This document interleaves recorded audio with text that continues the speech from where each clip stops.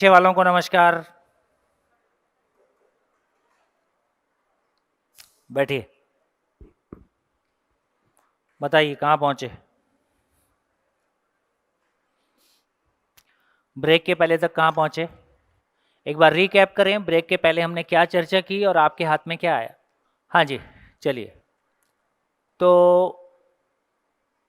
Break के पहले जहाँ तक मुझको याद है कि हम ये चर्चा कर रहे थे कि ये पूरा एग्जिस्टेंस किसी नियम से है। इसलिए मेरा नियम, जैन का नियम, बौद्ध का नियम, हिंदू का नियम, मुस्लिम का नियम, ये जो कुछ भी सब कुछ बना है एग्जिस्टेंस को समझने के प्रोसेस में ही। जैन, बौद्ध, तमाम जो कुछ भी हमारे सामने है। तो इससे ये समझ में आया, जो अभी एक भाई ने बहुत अच्छी बात कही थी, पीछे शायद ब्लैक वाली शर्ट है ना, आपने एक अच्छी बात कही थी कि आप जो बात कह रहे हो वो एकदम लॉजिकल है। और चूंकि हमने जिस तरह की मॉडर्न एजुकेशन पाई है उसका बहुत बड़ा एक पॉजिटिव बेनिफिट ये है कि हमारा थॉट प्रोसेस लॉजिकल हो जाता है। तो जिस तरह की अब हमारी थॉट प्रोसेस हो गई है, हाँ देखिए, जब हम बड़े लोगों के शिविर करते हैं, यहाँ भी कुछ लोग हैं बड़ी उम्र के, तो हम एक सवाल अक्सर पूछते हैं कि, हाँ जी हम सभी सुनने की स्थिति में हैं, हम एक सवाल अक्सर पूछते हैं कि हम माँ बाप कितनी बार ये महसूस करते हैं कि हमारे पास कुछ अच्छी चीज़ें हैं लेकिन हम अपने बच्चों तक कन्वे नहीं कर पा रहे।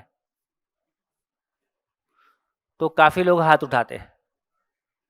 दूसरी बात एक और पूछते हैं कि कितनी बार हमको ऐसा लगता है कि हमारे बच्चे जिस लॉजिक से बात कर रहे हैं उनसे जब बात करते समय हमको अपना लॉजिक बहुत कमज़ोर दिखाई देता है और हम बहुत सम्मानजनक वापसी कर लेते हैं, क्योंकि हमको लगता है कि इस डिस्कशन में आगे जाना अब ठीक नहीं है।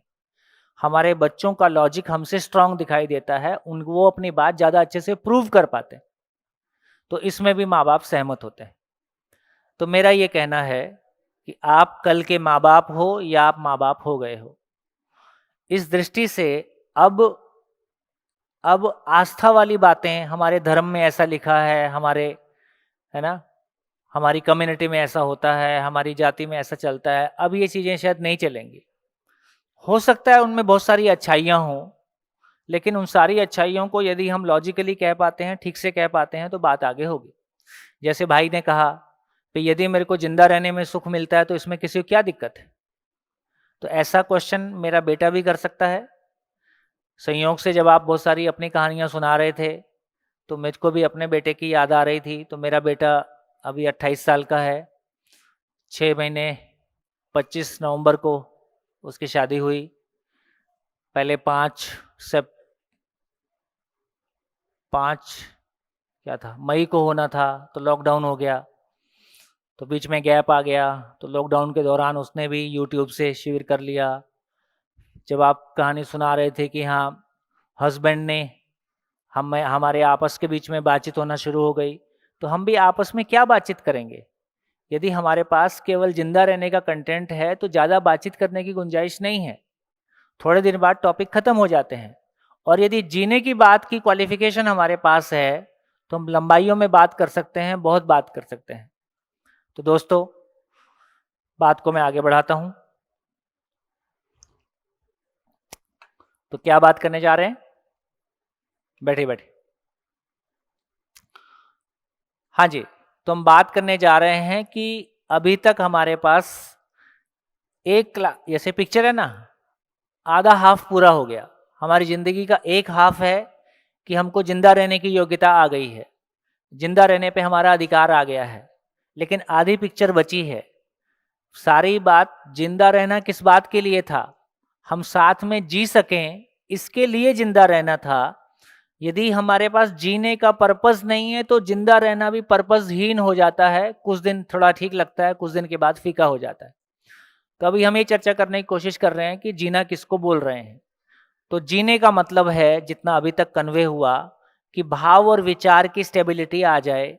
भाव और विचार में किसी तरह की भूतकाल की पीड़ा, वर्तमान से विरोध, भविष्य की चिंता, या किसी तरह की असुरक्षा, किसी तरह का कन्फ्लिक्ट, किसी तरह के कॉम्प्लेक्सेस से मेरा भाव और विचार मुक्त हो जाए, स्टेबल हो जाए, है ना, ऐसी बात कह रहे हैं।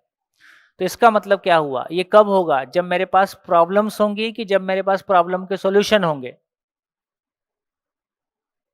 कब होगा? जब सॉल्यूशन होंगे। सॉल्यूशन होने का मतलब है, तो क्या लगता है कि एक आदमी के जिंदगी में जितने प्रश्न हो सकते हैं, तो हमारी जिंदगी में कब हम स्टेबल होंगे? जब हमारे पास प्रॉब्लम्स होंगी या हमारे पास आंसर्स होंगे? आंसर्स होंगे। इसका अर्थ ये है कि मेरे पास मेरी जिंदगी के सारे प्रश्नों के उत्तर होंगे कि मेरे पास केवल क्वेश्चंस होंगे? आंसर्स होंगे। तो एक आदमी की जिंदगी में कितने क्वेश्चन हो सकते हैं, उनको गिना जा सकता है कि नहीं गिना जा सकता है? गई भैंस पानी में। कब निकलेगी? 3 दिन में तो नहीं निकलेगी, कम से कम 8 दिन में सींग दिखने लगते हैं कि निकल रही, आ रही। दोस्तों, ये एक नया प्रयोग था और मुझको खुशी है जिस तरह से, जिस भाव से हम सभी साथ मिलके चल पा रहे हैं, उसके लिए आप सभी को धन्यवाद भी है। तो इसका मतलब ये हुआ कि एक आदमी की जिंदगी में कितने क्वेश्चन हैं, इसको गिना नहीं जा सकता, और मेरी पत्नी अपने आप में क्वेश्चन है, ऐसा आप लोगों ने लिख के दिया था, ठीक? और पत्नी के लिए पति अपने आप में क्वेश्चन है, और सास बड़ा वाला क्वेश्चन है, और फिर वो एचओडी, अभी वो बहन आई थी, बोले मेरे एचओडी को क्या करूं, वो भी तंग करता है। तो इसका मतलब है कि इतने सारे क्वेश्चन हैं, इन सारे क्वेश्चंस को हैंडल करने की मेरी कैपेसिटी हो जाए, तो मेरी क्वेश्चन अनलिमिटेड हैं, सबके क्वेश्चन मिला दिए तो भैंस परमानेंट पानी में। तो यहां से आगे आगे बढ़ने की गुंजाइश नहीं है। देखो, यदि हमको लगता है कि हमारे पास प्रश्न ही अनलिमिटेड हैं, अनकाउंटेबल हैं, तो क्या उनके कोई आंसर्स हो सकते हैं? तो उनके आंसर फिर हमको दिखने की उनकी संभावना हमको नहीं दिखती है। यहाँ से बात को शुरू करते हैं। हमने कहा कि जो भी कुछ हम कहेंगे आपके सामने प्रपोज करेंगे, प्रपोजल को रखेंगे। आप ना मानने के लिए, असहमत होने के लिए सारे प्रयास बनाए रखें। सच्चाई होगी तो स्वीकार होती ही है। 2+2 4 होगा, तो इसमें मैं भी क्या करूँगा, आप भी क्या करोगे। तो प्रपोजल ये है कि ह्यूमैनिटी एज ए होल, मानव जाति के मूल प्रश्न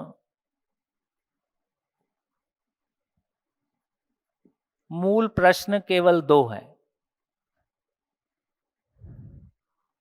मूल प्रश्न केवल 2 हैं। तीसरा क्वेश्चन बना के देखें। आप अनकाउंटेबल बोल रहे थे, पूरा दम लगाइए और तीसरा क्वेश्चन बनाइए। जो खड़ा हो गया वो पहले बोले, कोई बात नहीं, आप बोलो। किसके लिए जीना है? किसके लिए जीना? ये देखो, कहाँ है मियाँ जी? ये देखो, मियाँ जी बाजू में है। किसके लिए जीना?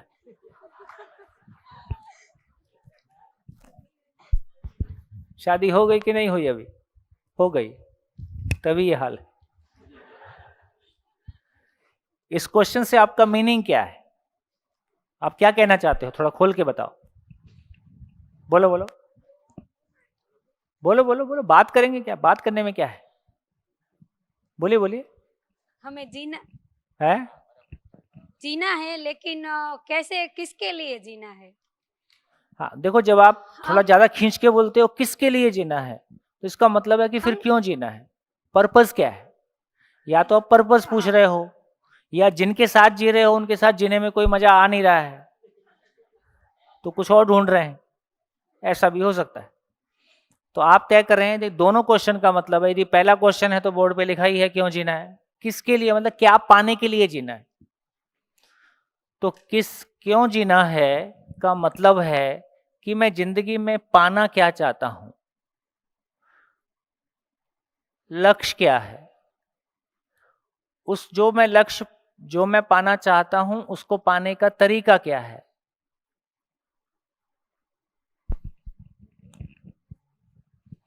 हाँ जी, तीसरा क्वेश्चन, दम लगाओ।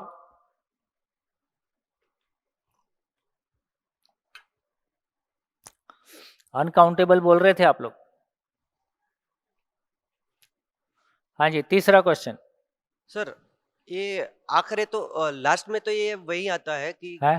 लास्ट में तो ये वही आता है कि एग्जिस्टेंस है जो वो पूरा एक दूसरे पे निर्भर है, पूरा एग्जिस्टेंस जो भी रूल है वो एक दूसरे पे निर्भर है। लेकिन एग्जिस्टेंस जो है वो हमसे एग्जैक्टली क्या करवाना चाहता है सर? हाँ, तो उसका यही तो मतलब होगा कि क्यों जीना है। जी। एग्जिस्टेंस, ठीक से बोलिए। हाँ सर, मतलब ये है कि क्यों जीना है, कैसे जीना है। मेरा एक्चुअली क्वेश्चन अनुसंधान के हाँ रूप जी, में सभी ध्यान से सुने, आपको आंसर देना है इनका। हाँ, मेरा एक्चुअली जो क्वेश्चन है वो अनुसंधान के रूप में है, जो हमने अभी मतलब ब्रेक के पहले हमने जो सुना था।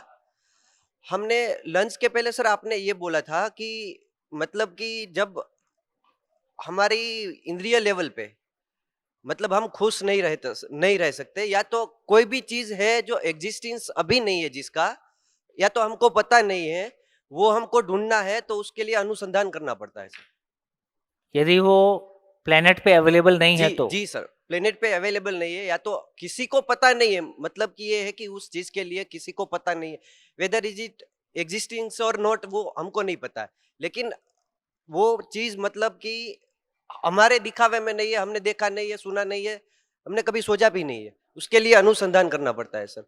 तो मेरा प्रश्न ये है कि सर जो पहला अनुसंधान करता है कोई भी व्यक्ति, तो उसके जहन में वो विचार आता है, जैसे यही है हमारा अभी जो प्रश्न है वो है कि मतलब हम खुश नहीं है कोई, मतलब कि आज तक जब भी मतलब कि मैं जब तक यहाँ पे नहीं आया था मैं खुश नहीं था, मतलब मुझे डेफिनेशन नहीं पता थी, अभी भी खुश हूँ वो मतलब नहीं है, लेकिन डेफिनेशन नहीं पता थी, अभी एटलीस्ट डेफिनेशन पता चल गई। तो जैसे हमने ग्रेविटी सुना नहीं था, कभी पता भी नहीं था, जिसने ढूंढ निकाला है उसने ग्रेविटी का बताया, हमने हमें मुझे मालूम पड़ा, लेकिन जो ग्रेविटी जिसने ढूंढा है उसके मगज में क्या चल रहा था कि उसने ग्रेविटी मतलब कि फाइंड किया। तो इसमें भी मैं यही पूछना चाहता हूँ सर कि ऐसा तो क्या जो जो भी अनुसंधान करता है, मतलब कि जो भी आउट ऑफ द वे सोचता है, उसके दिमाग में उसके जहन में एग्जैक्टली क्या चलता है कि वो सब कुछ छोड़ के, या तो जो उसको अभी एग्जिस्टिंग है उसमें उसमें उसको मजा नहीं आ रहा है और वो दूसरा ढूंढने निकलता है सर। सूत्र लिखो। सूत्र, सूत्र मतलब नियम, लॉ ऑफ एग्जिस्टेंस। जो जितने सुख के साथ जी रहा होता है उससे अधिक सुख की कामना के साथ होता है। जो जितने सुख के साथ जी रहा होता है उससे अधिक सुख की कामना के साथ होता है। पहुंच गया? इसका मतलब है कि बाय नेचर, बाय डिफॉल्ट हर मानव जितने सुख के साथ जी रहा होता है उससे ज्यादा की तलाश में रहता ही है। ज्यादा मतलब कब तक ज्यादा रहेगा? जब तक वो कंटिन्यूअस नहीं हो जाए, जब तक वो हर पल हर क्षण नहीं हो जाए। हर पल हर क्षण में यदि गैप बना रहेगा उसकी तलाश आदमी को बनी रहेगी, है ना। जैसे मैं मेरी एक स्थिति बताता हूँ। मैं 21 लगभग 21.5 साल में जॉब में चला गया, 3 साल जॉब कर लिया। जब तक जॉब नहीं किए थे तब तक ये पता नहीं था कि जॉब क्या होती है। जॉब करके समझ में आया यार 2 वक्त की रोटी का मामला ही है। और नया नया सीखते हैं, थोड़ा अच्छा लगता है, कुछ दिन बाद वो भी वैसे ही है। तो यहाँ से शुरू हुआ कि जब तक जॉब नहीं मिली थी तब तक जॉब सुख था। जब तक शादी नहीं हुई थी तब तक लगता था कि शादी होके भी कुछ अच्छा हो जाएगा। शादी हो गई, पता चला ये भी कोई खास बात नहीं है। तो जैसे ही आदमी ये फील करता है कि ये भी हो गया, व्हाट नेक्स्ट, तो आदमी के भीतर एक दूसरा सूत्र है, बहुत बढ़िया। एक दूसरा सूत्र है, मानव समीक्षा विधि से आगे बढ़ता है। मानव समीक्षा का मतलब है कंक्लूड करना, कोई चीज को कंक्लूड करना। मानव समीक्षा विधि से आगे बढ़ता है क्या कंक्लूड करना, अधूरेपन को पहचान लेना, ये इनकम्प्लीट है, ये पहचान लेना। इनकम्प्लीटनेस को पहचान लेने का नाम समीक्षा करना है। तो मानव समीक्षा विधि से आगे बढ़ता है। जब भी एक मानव ये पहचान लेता है कि ये चीज मेरे लिए इनकम्प्लीट है, वहां से आगे बढ़ जाता है, तुरंत एक पैर उठा के आगे की तरफ रख देता है। तो जब भी हमने ये पहचाना है ना, तो जब तक एक आदमी को लगता है यार पैसा ही सब कुछ है, वो पैसे के लिए दौड़ते रहता है। कोई पॉइंट पे वो पहचान लेता है कि ये इसकी सीमा इतनी है, वहां से वो अगली चीज की तलाश में शुरू हो जाता है। तो जितने भी लोग, चाहे मटेरियल वर्ल्ड में जिन लोगों ने भी साइंटिफिक इनोवेशन किया, या आदमी और पूरी कायनात को समझने के लिए भी जिन लोगों ने अपने आप को इन्वेस्ट किया, ये तमाम वो लोग थे जिन्होंने इस संसार को खा पी के पचा दिया, बोले देख लिया ये व्हाट नेक्स्ट, है ना। तो लगभग ऐसा हम बहुत सारे लोगों में, इसमें अभी पूछूंगा तो आप में से बहुत सारे लोग इसको बोल दोगे। जैसे यहाँ बैठे लोगों में से कितने लोगों के मन में ये ख्याल पहले भी आया है कि मेरे जीने का पर्पस क्या है? ये देखो इतने सारे लोग हैं। इसका मतलब है कि यदि आपके मन में ये ख्याल आता है कि मेरे जीने का पर्पस क्या है, इसका मतलब है कि जो आपके पास है वो पर्पस नहीं है, ये आपको पता है। भाई अच्छा कपड़ा, अच्छा खाना खा लेना पर्पस नहीं है, ये आपको पता है, क्योंकि अच्छा खाना, अच्छा कपड़ा आपके पास है ना। अच्छी गाड़ी और अच्छे मकान पर्पस नहीं है, ये मेरी जिंदगी की जरूरत है, पर्पस कुछ और है। जरूरत और पर्पस को डिफरेंशिएट कर पाना, तो कोई ना कोई ग्लिम्स हमको जिंदगी का मिलता रहता है कि ये जरूरत है, पर्पस कुछ और है। इसका मतलब है कि सबकॉन्शियसली अपने भीतर में कोई प्रक्रिया हमारी चलती रहती है, हर चीज को हम इवेल्युएट करते ही रहते हैं, और इवेल्युएट करके मेरी जिंदगी में उसकी क्या जगह है उसको मैं एसेस करते रहता हूं।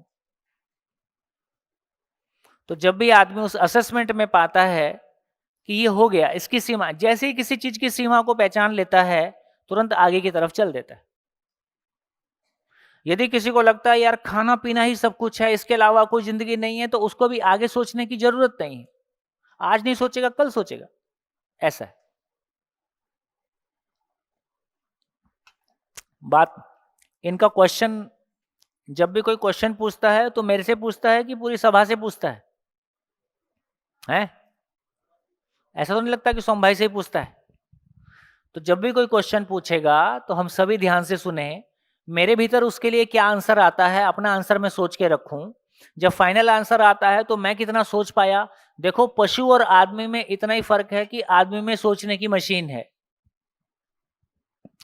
आदमी में सोचने की मशीन है। आहार, निद्रा, भय और प्रजनन पशु भी करता है, पांचों इंद्रियां पशु के पास भी है, हमारे पास भी हैं। लेकिन एक डिफरेंस केवल हमारे पास ये है कि मानव के पास पावर ऑफ इमेजिनेशन है, फ्रीडम ऑफ इमेजिनेशन है, एंड फ्रीडम ऑफ वर्क है। फ्रीडम ऑफ इमेजिनेशन का मतलब ही है कि मैं सोच सकता हूं, मैं समझ सकता हूं, मैं उसको जिंदगी में ट्रांसलेट कर सकता हूं। इससे कम में हमको अपने मानव होने पे भरोसा नहीं होता है। हाँ जी, बढ़िया। माइक। जी सर। सर मेरा क्वेश्चन अभी के लिए आउट ऑफ द बॉक्स है सर। है? अभी के लिए आउट ऑफ द बॉक्स है जो क्वेश्चन अभी मैं पूछने जा रहा हूँ। कोई बात। In future may be it will be related. हाँ। तो क्वेश्चन ये है सर कि जितने भी अनुसंधान हुए हैं अभी तक के, तो वो जो मटेरियल वर्ल्ड में अच्छे से अच्छे जो भी मतलब अनुसंधान हुए हैं, वो इंडिया में मतलब या कि इस तरफ में बहुत कम हुए हैं, जो कि वेस्टर्न कंट्रीज में सबसे ज्यादा हुए हैं सर।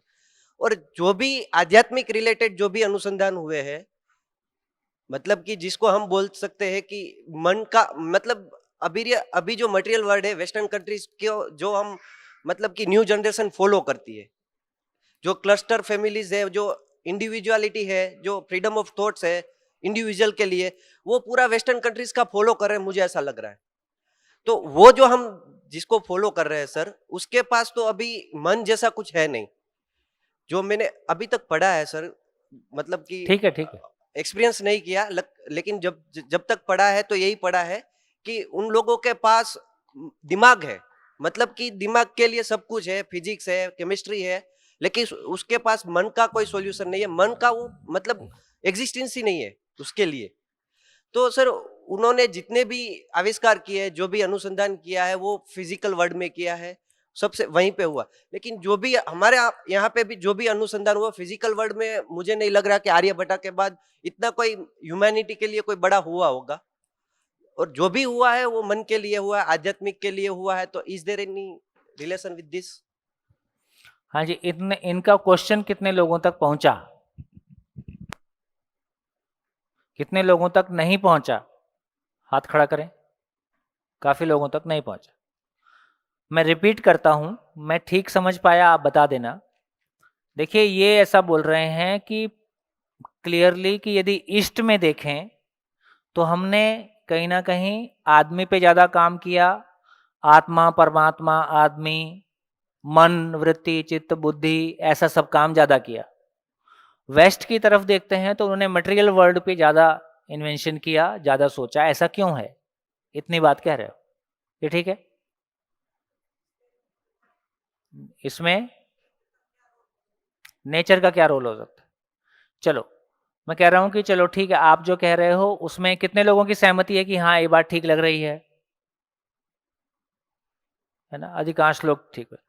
पर अभी इस क्वेश्चन पे चर्चा करने जाएंगे तो हम थोड़ा डेविएट होंगे, तो इसको बाद के लिए उठा के रख लें। बात ठीक है, समझने लायक है और इस पर बात करने लायक है, लेकिन अभी अपने फ्लो में चलते हैं ताकि हम, क्योंकि हमारे पास आज का दिन है और केवल कल का दिन।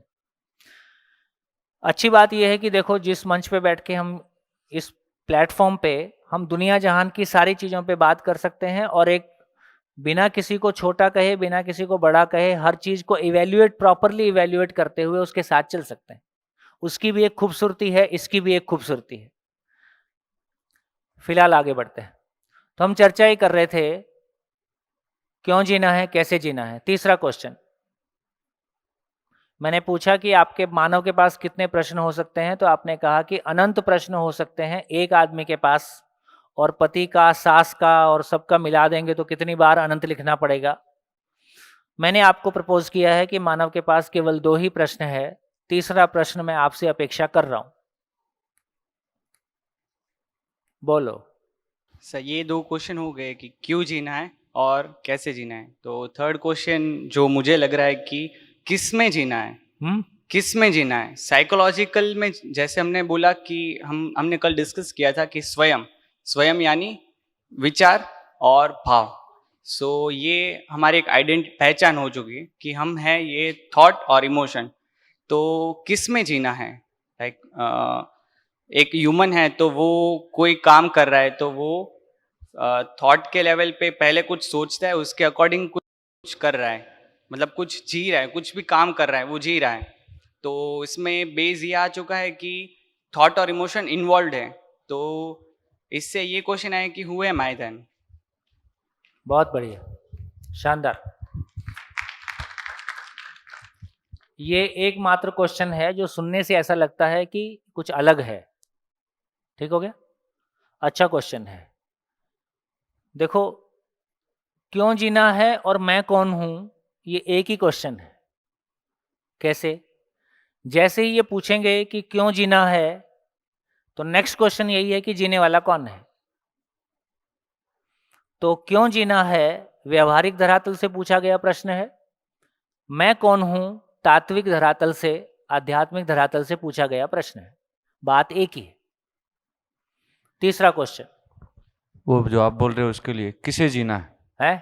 किसे जीना है? किसे जीना है? वो जो मैं है उसे जीना है। मैं कौन हूं?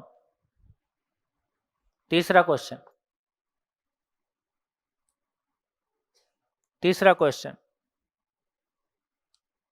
दम लगाओ प्यारे।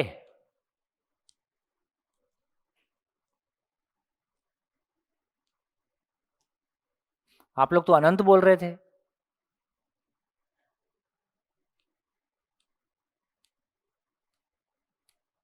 कितना मजा है ना। मैं भी यही धंधा 20 साल से कर रहा हूं। कोई फर्क नहीं पड़ता कि जज आके बैठे, कि आईएएस आके बैठे, कि मिनिस्टर आके बैठे, कि आदिवासी आके बैठे, सबका आंसर सेम ही रहता है, अनंत प्रश्न है। इस मामले में सब एक जैसे हैं, ज्यादा फर्क नहीं है। फिर 2 क्वेश्चन लिखने के बाद पूरी सभा स्तब्ध हो जाती है, तीसरा क्वेश्चन मिलता नहीं।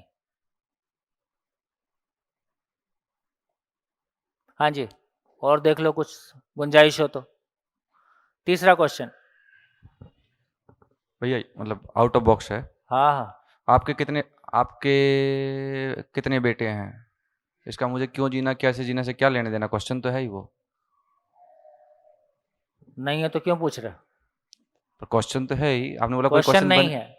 देखो ये फर्क है जिज्ञासा और कौतूहल में। क्या फर्क है? जिज्ञासा और कौतूहल, कौतूहल शब्द गुजराती में चलता है ना? तो जिज्ञासा और कौतूहल में क्या फर्क है? जिज्ञासा का मतलब है जीने के अर्थ में आशा। जब मैं जीने से जोड़ के कुछ पूछता हूं, जीने से मतलब है कि जब, अच्छा देखो, जब जिंदा रहने की बात करते हैं तो जीना उसमें शामिल है। जब जीने की बात करते हैं तो जिंदा उसमें शामिल है कि नहीं है? जब जीने की बात कर रहे हैं तो जिंदा रहना उसमें शामिल है कि नहीं है? और जब जिंदा रहने की बात कर रहे हैं तो क्या जीना उसमें शामिल है? नहीं शामिल है। ये क्लैरिटी है? तो जब जीने की बात कर रहे हैं तो मेरी जिंदा रहना भी मेरे जीने का पार्ट ही है। तो जिस तरह से मेरे को खाना खाने नहीं मिलेगा तो मेरे एग्जिस्टेंस से जुड़ा हुआ है, वो मेरी ज़रूरत है। उसी तरह से मेरा सम्मान, मेरी पहचान, है ना, मेरी ज़रूरत है। तो मेरे एग्जिस्टेंस से जुड़ा हुआ सवाल, मेरे जीने से जुड़ा हुआ सवाल, मेरे संबंध से जुड़ा हुआ सवाल, इसका नाम जिज्ञासा है। जिसके बिना, जिस आंसर के बिना मेरा काम ना चले, उसका नाम जिज्ञासा है। और जो टाइम पास के लिए कुछ किया जाए, गर्म हवा पास करते हैं ना, कभी ऊपर से कभी नीचे से, उसका नाम कौतूहल है। नहीं, ऐसा मैं इसलिए बोल रहा हूँ क्योंकि हम लोग जो पढ़ाई कर रहे हैं, अकबर के कितने बेटे थे, ताजमहल कहाँ है, बर्नौली की थ्योरम क्या इसलिए, थी, अरे उसलिए तो सारी हायर एजुकेशन खाली है। सारा स्कूल, ही। किस किस को इंटरेस्ट है स्कूल एजुकेशन में? किसी भी क्लास में मन से पढ़ने वाले बच्चे कितने हैं? थोड़ा बाहर घुमा के ले आओ, थोड़ा बाहर घुमा के ले आओ। किसी भी है जो कह रहा है मेरे आने के पहले समझदार क्यों नहीं हुए थे, रो रो के कह रहा है।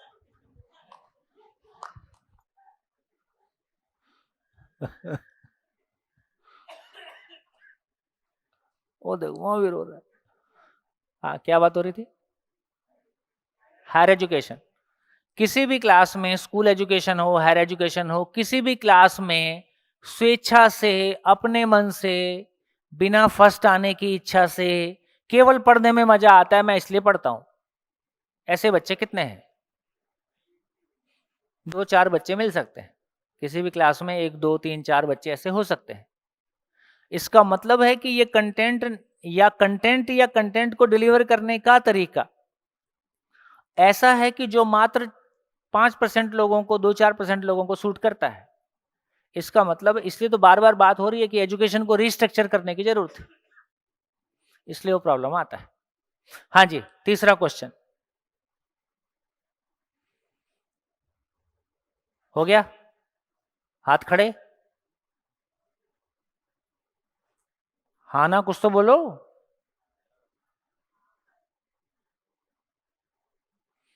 तो 2 ही क्वेश्चन है, कितने आराम का काम है। देखो, मुझको ये लगता है कि फिजिकल वर्ल्ड को देखें तो क्या सारे स्किल हर आदमी सीख सकता है? एक आदमी इंजीनियर भी हो जाए, डॉक्टर भी हो जाए, एग्रीकल्चरिस्ट भी हो जाए, वेटनरियन भी हो जाए, आदमी कोई एक स्किल सीखता है। यदि सही अर्थों में देखें तो जिंदगी जीने का काम ज्यादा आसान है, सरल है, इंटरेस्टिंग है। जितनी मेहनत हम अभी कर रहे हैं और जितना परेशान होके कर रहे हैं, शायद उसके हाफ में, 1/5 में हम जिंदगी आराम से जी सकते हैं। क्योंकि 2 क्वेश्चन और 80 साल, इतना ही सिलेबस है। धरती की सारी यूनिवर्सिटी, धरती का सारा स्कूल सिस्टम, सारा धर्म, सारा अध्यात्म, कुल मिला के इन 2 क्वेश्चंस का आंसर दे दे तो जिंदगी सफल। रोजमर्रा को देखें तो हमारा ज्यादा ध्यान क्यों जीना पे है कि कैसे जीना पे है? कैसे जीना है। गाड़ी कैसी होगी? 4 छल्ले वाली। वो मैंने गुजरात में आके सुना। 4 चूड़ी वाली है, बकड़ी, बंगड़ी, चूड़ी को बंगड़ी बोलते हैं, बैंगल क्या बोलते हैं, बंगड़ी। बंगड़ी भैया गहना है महिलाओं का जो चूड़ी के साइज का होता है। अच्छा, जैसे 4 बंगड़ी वाली ऑडी को उसने नाम दिया है, 4 बंगड़ी। 4 बंगड़ी वाला। तो सवाल इस बात का ही है कि बेसिकली मेरी गाड़ी कैसी होगी, मेरा जॉब कैसा होगा, मेरा घर कैसा होगा, है ना। तो हमारी जिंदगी का सारा फोकस किस बात पे है, कैसे जीना है, जबकि ये तय नहीं हुआ कि जाना कहां है। देखो क्या मजाक है जिंदगी का। आप किसी दोस्त से 1 घंटे के लिए मिलने जाते हो, आप किसी भी व्यक्ति से 1 घंटे के लिए मिलने जाते हो, तो आप क्या क्या करते हो, क्या क्या सुनिश्चित करते हो घर से निकलने के पहले, क्या सुनिश्चित करते हो, सामने वाला घर पे है कि नहीं, वो मुझसे मिलना भी चाहता है कि नहीं, वो मेरे काम का भी है कि नहीं, ठीक, और मेरा काम होगा कि नहीं, और मुझसे नहीं होगा तो किसी और से फ़ोन करवाऊं, ठीक, फिर एड्रेस है कि नहीं, गाड़ी में पेट्रोल है कि नहीं, ये सब चेक करता हूं कि नहीं करता हूं। किसी से 1 घंटे के लिए मिलने जाना है और फिर उस पर वो लगा देता हूँ गूगल पे, और कुछ भी सोचते रहता हूँ, गूगल देखते रहता हूँ, और उसके हिसाब से गाड़ी मुड़ती रहती है और एक जगह में गूगल बता देता है अभी पहुंच गए। 1 घंटे के लिए निकला हूं तो कितनी तैयारी, 80 साल के लिए निकला हूं तो क्या तैयारी। ताली बजा लो, अपनी बेरुखी पे ताली बजा लो।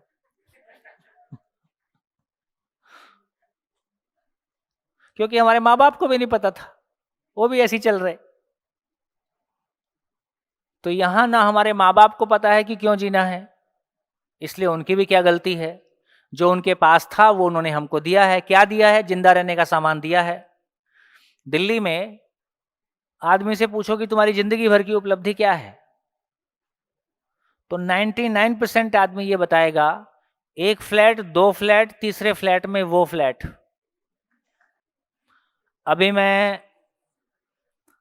जब बड़े लोगों के शिविर हम कर रहे हैं, सामाजिक शिविर कर रहे हैं, तो एक नई प्रॉब्लम देख रहा हूं कि 50-60 की एज में माँ बाप बहुत मायूस होकर इस बात पे चर्चा कर रहे हैं, हमने सारी जिंदगी उल्टा सीधा करके बहुत पैसा कमाया ताकि जो प्रॉब्लम हमने फेस की पैसे को लेके वो हमारे बच्चे फेस ना करें।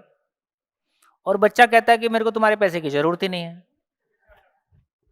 तो बोले फिर मैं क्या किया,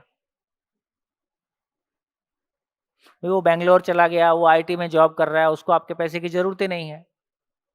अब बाप बोलता है यार फिर मैं क्या किया सारी जिंदगी। वो कोई सीए है, उसने सारी जिंदगी अपना बिजनेस बढ़ाया, कल को मेरा बेटा आके बिजनेस में बैठेगा, वो कहता है मेरे को तुम्हारे बिजनेस में कोई इंटरेस्ट नहीं है, तो मैं क्यों बढ़ाया इतना। तो इसका मतलब है कि जब हमको जिंदगी का पर्पस पता नहीं है तो किसी के लिए प्लॉट बढ़ाओ, पैसा बढ़ाओ, पद बढ़ाओ, है ना, कुछ और बढ़ाओ। जब जिंदगी का पर्पस पता नहीं है तो हम इतना ही किए कि खाने पीने का सामान इकट्ठा किए हैं, खाने पीने का सामान अपने बच्चों को दिए हैं, है ना। मैं फिर से कहना चाह रहा हूं कि मैं नहीं कह रहा हूं कि मकान कोई खराब चीज है, गाड़ी कोई खराब चीज है, पैसा कमाना कोई खराब चीज है, मैं ऐसा नहीं कह रहा हूं। मैं सिर्फ ये कह रहा हूं कि हमारे कपड़े भी अच्छे हों, मकान भी अच्छे हों, गाड़ी भी अच्छी हो, हमारे मन भी अच्छे हों, हमको पता हो जिंदगी में जाना कहां है।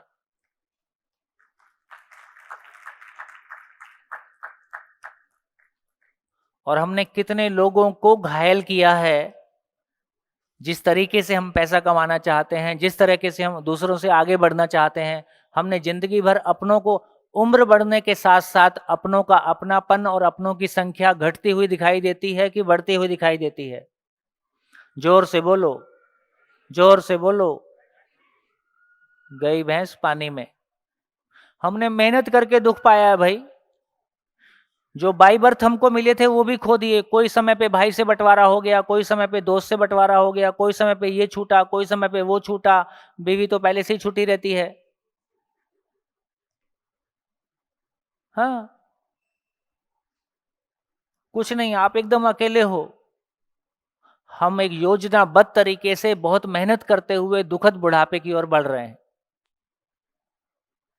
क्योंकि डेस्टिनेशन नहीं मालूम है, क्यों जीना है नहीं मालूम है। तो क्यों जीना है का पता नहीं है और कैसे जीना है पे पूरी ताकत लगा रखी है। तो हम खुद भी भ्रमित हुए, हमारे बच्चों को भी हमने भ्रमित किया, और आप भी। हमको तो क्या लगता है, अब अधिकांश माँ बाप जिंदा रहने के धरातल पर हैं कि जीने के धरातल पर हैं? अब तो खुल के बोलो। और आपके बच्चे आपकी माने तो वो क्या हो जाएंगे? जिंदा रहेंगे। अब आप क्या चाहते हो, आपके बच्चे जिंदा रहें कि जिएं? तो आपकी माने कि नहीं माने? नहीं माने। आपको शुभकामनाएं। आपके बच्चे आपकी नहीं सुने, यही सही है। सुनेगा तो आपके जैसा होगा। इसलिए आप तो नहीं पहचान पाए, पर बच्चों ने पहचान लिया, इनकी नहीं सुनना है, क्योंकि तुम्हारा सॉफ्टवेयर गड़बड़ है ना। विद ड्यू रिस्पेक्ट, वो ये नहीं कह रहा है कि तुमने मेरे को जिंदा रहने में सहयोग नहीं दिया है, वो ऐसा नहीं कह रहा है। कोई बच्चा ऐसा नहीं है जो अपने माँ बाप को दुखी करके सुखी होता हो, लेकिन उसकी जिंदगी में जो घबराहट है, उसकी जिंदगी में जो बेचैनी है, उसकी जिंदगी में जो दिशाहीनता है ना, उसके ऊपर जो प्रेशर है, जो पीयर प्रेशर है कि लोग मेरे को देख रहे हैं, किसी का पैकेज मेरे से ज्यादा है, किसी की गाड़ी मेरे से बड़ी है ना। ये दौड़ किसने शुरू कराई? अब क्लास 6 का बच्चा है, कहता होटल में बर्थडे मनाऊंगा, 50,000 रुपए दे दो। मेरा एडमिशन 12th के बाद में बिट्स पिलानी में हुआ। मेरे फादर को लगा कि पता नहीं कहीं एडमिशन होगा कि नहीं होगा, तो उसके पहले उन्होंने एक प्राइवेट कॉलेज में एडमिशन करा दिया। तो वहाँ 16,000 रुपये जमा किए। 89 की बात, 84 की बात, 85 की बात। जब हम घर लौट के आए तो तब तक पता चला तो बिट्स पिलाने का एडमिशन कार्ड आ गया। तो वहाँ 4,000 रुपये और डिपॉजिट करना था। तो मैं ये कहने की हिम्मत अपने माँ बाप से नहीं कर पाया कि तुम 16 वहां जमा करके आ गए, उस 16 को भूल जाओ, 4 यहाँ जमा करवा दो। और उन्होंने जहां एडमिशन कराया, मैंने वहां से इंजीनियरिंग कर लिया। तो हमको अपनी जरूरत के लिए, जिंदगी की वो जरूरत जो कि मोस्ट इंपॉर्टेंट थी, उसके लिए भी माँ बाप से पैसा मांगने में शर्म आती थी, संकोच होता था। अभी का बच्चा माँ बाप से पैसा कैसे मांगता है? अभी का बच्चा माँ बाप से पैसा कैसे मांगता है? जैसे उधारी छोड़ के गया हो। और ये सुनने में ज्यादा देर नहीं है कि जरूरतें पूरी नहीं कर सकते थे तो क्यों पैदा किया था। और माँ बाप को भी सुन के ठीक ही लगता है, यार गलती हो गई है। भाई आप कार ले आए, पेट्रोल डालने का पैसा नहीं है, क्या मतलब है? ये जिम्मेदारी से बच्चे पैदा नहीं किए हैं, ऐसा वो आपको डांट सकता है। और आपकी तो खैर नहीं है, हमारी तो फिर भी जिंदगी निकल गई है ना, आपकी तो खैर नहीं है।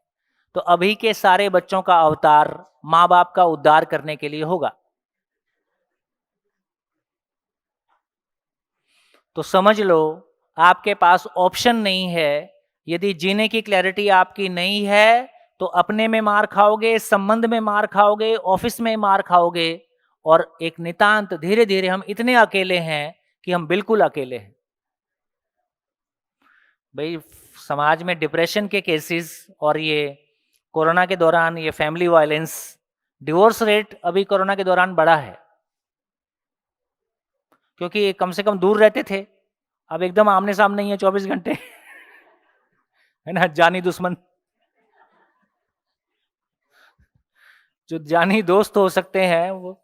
तो हमारी क्लैरिटी नहीं है तो आर पार होगा। अच्छा भी हुआ है, जहां लोगों को फैमिली में टाइम देने का स्पेस नहीं था, वहां टाइम देने से अच्छा भी हुआ है। तो इससे हमारी ये क्लैरिटी बनती है। जिंदगी में 2 ही प्रश्न हैं। सारी यूनिवर्सिटी, अभी देश भर की बहुत सारी यूनिवर्सिटीज में ये रेगुलर कोर्स का हिस्सा है। AICT जो इंजीनियरिंग की और फार्मेसी और मैनेजमेंट की एपेक्स बॉडी है, उसमें ये ह्यूमन वैल्यूज के नाम से कोर्स चलता है। लेकिन टीचर्स में कोई दम नहीं है, इसलिए कोई अच्छे रिजल्ट नहीं आते हैं। मैं AICT का नेशनल बोर्ड का मेंबर हूँ, कभी नहीं जाता हूँ, क्योंकि तुम्हारे पास जाना मतलब टाइम खराब करना है। क्योंकि सरकारी सिस्टम ऐसा हो गया है, कैसे उसको डिसमेंटल कर दिया जाए, उसका कोई विकल्प हमारे पास नहीं है। धीरे से आएगा, लेकिन परफॉर्म नहीं कर पाता है। तो दोस्तों, मैं सिर्फ इतना ही कहना चाहता हूँ कि कई गुजरात स्कूल एजुकेशन, गुजरात नहीं, Maharashtra school education, Chhattisgarh school education, Delhi school education, कम से कम 3 स्टेट्स में हमने बड़े स्तर पे प्रयोग किए। पहला महाराष्ट्र था, तो इन दोनों स्टेट से हमको सीख मिली, दिल्ली में एक अच्छा अवसर मिला, और दिल्ली में सरकारी स्कूल का रिजल्ट गवर्नमेंट स्कूल से, सरकारी स्कूल का रिजल्ट पब्लिक और प्राइवेट स्कूल से 9% लगातार ऊपर है ना। आज लोग प्राइवेट और पब्लिक स्कूल को छोड़ के सरकारी स्कूल में एडमिशन लेना चाहते हैं। यदि एक परिवार के रूप में देखें तो एजुकेशन और हेल्थ हमारी ज़रूरत है। एक परिवार के रूप में देखें तो एजुकेशन और हेल्थ हमारी ज़रूरत है। तो किसी भी सरकार के लिए, किसी भी देश के लिए, उसके आने वाले बच्चों की ज़िंदगी को कितनी ऊंचाइयों तक पहुंचा दें, ये हमारा फर्स्ट प्राइम मोटिव हो। और वो प्राइम मोटिव तब संभल है जब एजुकेशन से हमको वो क्लैरिटी मिली हो कि हाँ, इम्पॉर्टेंट क्या है। क्योंकि सारे, चाहे कोई मिनिस्टर बना, चाहे कोई नेता बना, चाहे कोई ब्यूरोक्रेट बना, ये किसी स्कूल से ही पढ़ के गए हैं ना। यदि इनको क्लैरिटी नहीं है, अब क्या फ़र्क पड़ता है कि आप IAS हो गए, कि आप मंत्री हो गए, कि आप सेक्रेटरी हो गए। आपको जिंदा रहने से ज़्यादा कोई समझ नहीं है, इसलिए आपके पास कोई विज़न नहीं है। आपके पास कोई विज़न नहीं है, इसलिए हज़ारों करोड़ रुपया ऐसे ही फालतू चला जाता है।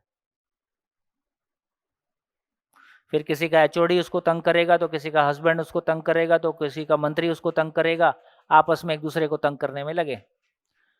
तो क्या समझ में आया? तो क्या समझ में आया? क्यों जीना है ज़्यादा इम्पोर्टेंट है कि कैसे जीना है ज़्यादा इम्पोर्टेंट है? क्यों जीना है, क्यों जीना ज़्यादा इम्पोर्टेंट है, क्यों जीना ही इम्पोर्टेंट है। बढ़िया, गुड। तो देखो अब कितना आसान है। जिनके पास अब चीज़ें डिफाइन होती हैं, है ना। अब चीज़ें डिफाइन होती हैं। कैसे डिफाइन होती हैं? जैसे आपने SOP की बात की थी ना, किसी ने, कहाँ गया वो बंदा? हाँ, वो था। वो जो SOP की बात की थी कि मटेरियल वर्ल्ड के साथ में हम बहुत इजीली काम कर लेते हैं, हमको एक कॉन्फिडेंस रहता है, आदमी बदल जाएगा तो भी सिस्टम काम करता रहेगा। क्योंकि एक SOP सभी लोग परिचित हैं। SOP मतलब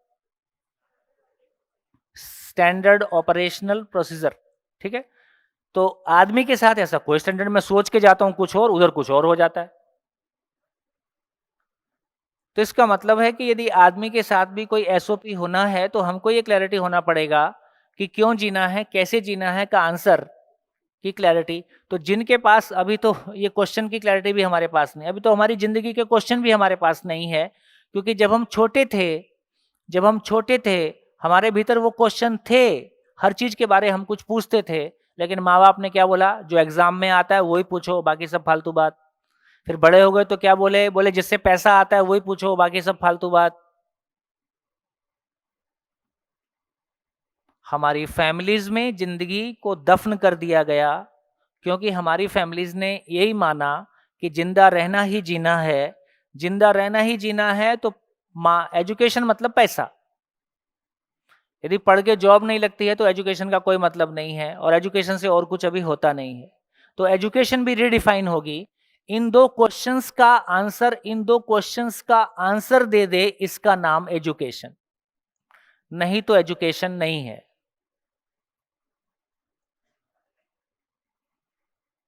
अभी दिल्ली में हमने एक नई शुरुआत की है, international happiness cell. International happiness cell का मतलब है कि पूरे वर्ल्ड के सारे स्कूल सिस्टम के साथ हम बात करने की शुरुआत कर रहे हैं, जिसमें कि हम उनको एक प्रपोजल देंगे, जिंदगी को क्लासरूम में लाया जा सकता है। ये रिजल्ट आ रहे हैं, आप भी अपने यहाँ ला सकते हो। कैसा रहेगा? क्योंकि अपने यहाँ तो पुरानी आदत है ना, जब तक योगा हो के नहीं आता है तो हमको स्वीकार कहाँ होता है।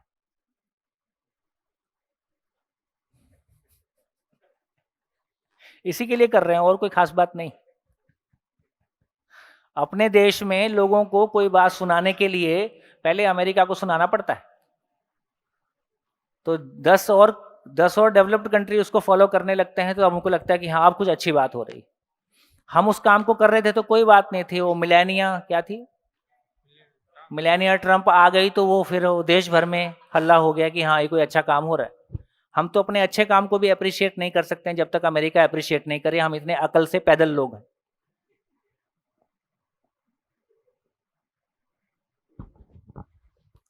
तो भैया दोस्तों कहीं ऐसा ना हो जाए बुद्धिज्म की तरह, बुद्ध भारत में पैदा हुआ और सारा जापान चाइना थाईलैंड लेके चले अरे गए। कहीं भी जाए ये रहेगा तो इसी प्लेनेट पे।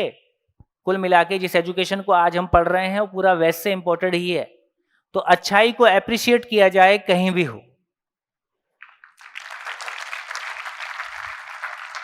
हम अपनी जिंदगी बेहतर बनाना चाहते हैं, हमको कहीं से टेक्नोलॉजी मिलेगी, हम टेक्नोलॉजी ले लेंगे। और किसी को हम ज्ञान दे सकते हैं, ज्ञान दे देंगे, क्या दिक्कत है। हमने इधर मेहनत किया, उसने उधर मेहनत किया, दोनों एक्सचेंज कर लेंगे। और दोनों में कोई कमी है उसको दूर कर लेंगे। इस धरती पे तब तक आप लोगों को अक्ल नहीं आएगी, तब तक दूसरा प्लेनेट नहीं मिलेगा। जब दूसरा प्लेनेट मिलेगा तो हम वहां जाके अपना एड्रेस क्या बताएंगे। अभी अमेरिका जाने से अपना एड्रेस क्या बताते हैं, हम इंडिया से आए हैं। और इंडिया में रहते हैं तो क्या बताते हैं, मैं गुजरात से आया हूं, मैं उड़ीसा से आया हूं। कब मैं कहूंगा कि मैं इस अर्थ प्लेनेट से आया हूं। तो जब तक दूसरा प्लेनेट नहीं मिलेगा तब तक हम ये भाषा बोल ही नहीं पाएंगे कि ये प्लेनेट मेरा है। तो प्लेनेट एज ए होल के ढंग से जब तक नहीं सोचेंगे तब तक हम ह्यूमन बीइंग नहीं है। तो अपनी चेतना का इतना विस्तार किया जाए कि मैं जो भी कुछ सोचूं पूरे प्लेनेट के लिए सोचूं। जब मैं प्लेनेट के लिए सोचूंगा तो मेरी धरती, मेरा देश उसमें शामिल है, मेरा गांव उसमें शामिल है। कैसा रहेगा? है? तो दोस्तों इसका मतलब ये हुआ कि जिनके पास इन दो क्वेश्चन के आंसर है उसका नाम एजुकेशन है। जिसके पास इन दोनों क्वेश्चन के आंसर है उसका नाम शिक्षक है, उसका नाम माता पिता है, उसका नाम गुरु है। नहीं तो आप एक जॉब करते हो। एजुकेशन जॉब नहीं है, एजुकेशन जिंदगी देने का नाम है। जो इस आंसर को पाना चाहता है, जिसके पास इस आंसर को पाने की जिज्ञासा है, उसका नाम विद्यार्थी है। देखो, विद का मतलब जानना ही होता है, विद्यार्थी का मतलब जो जानना चाहता है। तो बेसिकली उसका नाम विद्यार्थी है। तो शिक्षक परिभाषित हो गया, माँ बाप परिभाषित हो गए, गुरु परिभाषित हो गया, विद्यार्थी परिभाषित हो गया। जहां इसका आंसर दिया जाता है उसका नाम विद्यालय है, उसका नाम यूनिवर्सिटी है, उसका नाम कॉलेज है। विद्यालय को घर हो जाने की आवश्यकता है, घर को विद्यालय हो जाने की आवश्यकता है। कुछ समझ में आया? क्या क्या समझ में आया? क्या समझ में आया? विद्यालय को घर हो जाने की आवश्यकता है, घर को विद्यालय हो जाने की आवश्यकता है। इसका क्या मतलब है?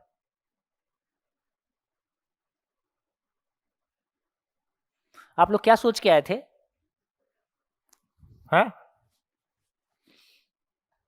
क्या सोच के आए थे आप लोग? सही सही ईमानदारी से बताओ। दो चार लोग ये बताओ कि आप लोग क्या सोच के आए थे, वर्कशॉप में क्या होने वाला है। जो बिल्कुल फ्रेश पहली बार आए हैं वो लोग क्या सोच के आए? એટલે બીજાને તો મને નથી ખબર, હું મારી વાત કરું। हिंदी में थोड़ा सा गरीबी है। मुझे मेरे बारे में मालूम है, दूसरों का तो पता नहीं। यहाँ से लाइफ के बारे में कुछ अच्छा सीखने को मिलेगा, मैरिज लाइफ के बारे में कुछ अच्छा सीखने को मिलेगा और कुछ जानने को मिलेगा, ये सोच के मैं आया था, टू बी वेरी फ्रैंक। और जैसा हो रहा है वैसे ही हो रहा है कि उससे कुछ कम हो रहा है? फ्रैंकली बोलूँ तो हाँ, उसी दिशा में तो जा रहे हैं। हाँ, ये ऐसा नहीं है कि आपको अच्छा लगाने के लिए बोल रहा हूँ, लेकिन हाँ। आपको एक इंटरैक्टिव मोड की अपेक्षा थी? हाँ, प्रवचन मोड होगा कि इंटरैक्टिव मोड होगा? क्लासरूम मोड होगा कि प्रवचन मोड होगा? क्या सोच रहे हैं? जब सीखने की जिज्ञासा होती है तो दोनों ओर से बात होती है, सिर्फ वन मैन शो नहीं होता ये है। वन वे से काम नहीं चलेगा। हाँ, हाँ, ये केवल प्रवचन से काम नहीं चलेगा। जब तक हमारे बीच में, यदि आपको कोई बात गलत लगती है तो हमारे पास इतना स्पेस हो कि मैं कह सकूं कि भी मुझको ठीक नहीं लग रहा है। हाँ, वो तो इससे है। कम में संवाद नहीं हो सकता, इससे कम में बातचीत नहीं हो सकती। बढ़िया। ये जो प्रश्न है कि विद्यालय को घर होने की ज़रूरत है और घर को विद्यालय होने की ज़रूरत है, शायद मैं इसमें ये समझाऊं कि कल हमने एक इक्वेशन लिखा था, double A plus A B is reversible is equals to double B plus B A. बहुत बढ़िया। तो जिस तरह से हमारे विचार सामने वाले के विचार के अनुरूप होने चाहिए, उसी तरह से अगर जो हम सीख रहे हैं वो विद्यालय में सेम है और घर में भी सेम है, तो जो हमें सीखना है वो बहुत जल्दी सीखेंगे और बहुत सही सीखेंगे। बहुत बढ़िया, बहुत बढ़िया। देखो, जो बात ये बोल रहे हैं उससे ये बात निकल के आती है, उससे ये बात निकल के आती है कि बेसिकली शादी का पर्पस क्या है। आपको पता है ये अब्दुल्ला दीवाना क्यों होता है? सुना है कि नहीं? बेगानी शादी में अब्दुल्ला दीवाना। तो ये अब्दुल्ला दीवाना क्यों होता है?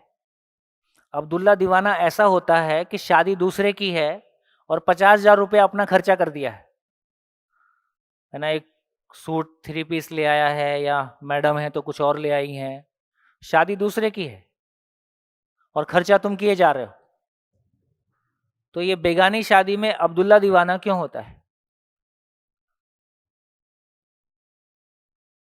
ऐसा होता है कि नहीं होता है? जितना शादी वालों का बजट है, यदि बारात में आए हुए सारे लोगों ने जितनी परचेजिंग की उस शादी के नाम से, उसको जोड़ा जाए तो हो सकता है उसके आसपास पहुंच जाए। एक शादी में इतना बड़ा खर्चा होता है और सबका टाइम। तो क्या लगता है ये अब्दुल्ला दीवाना क्यों होता है?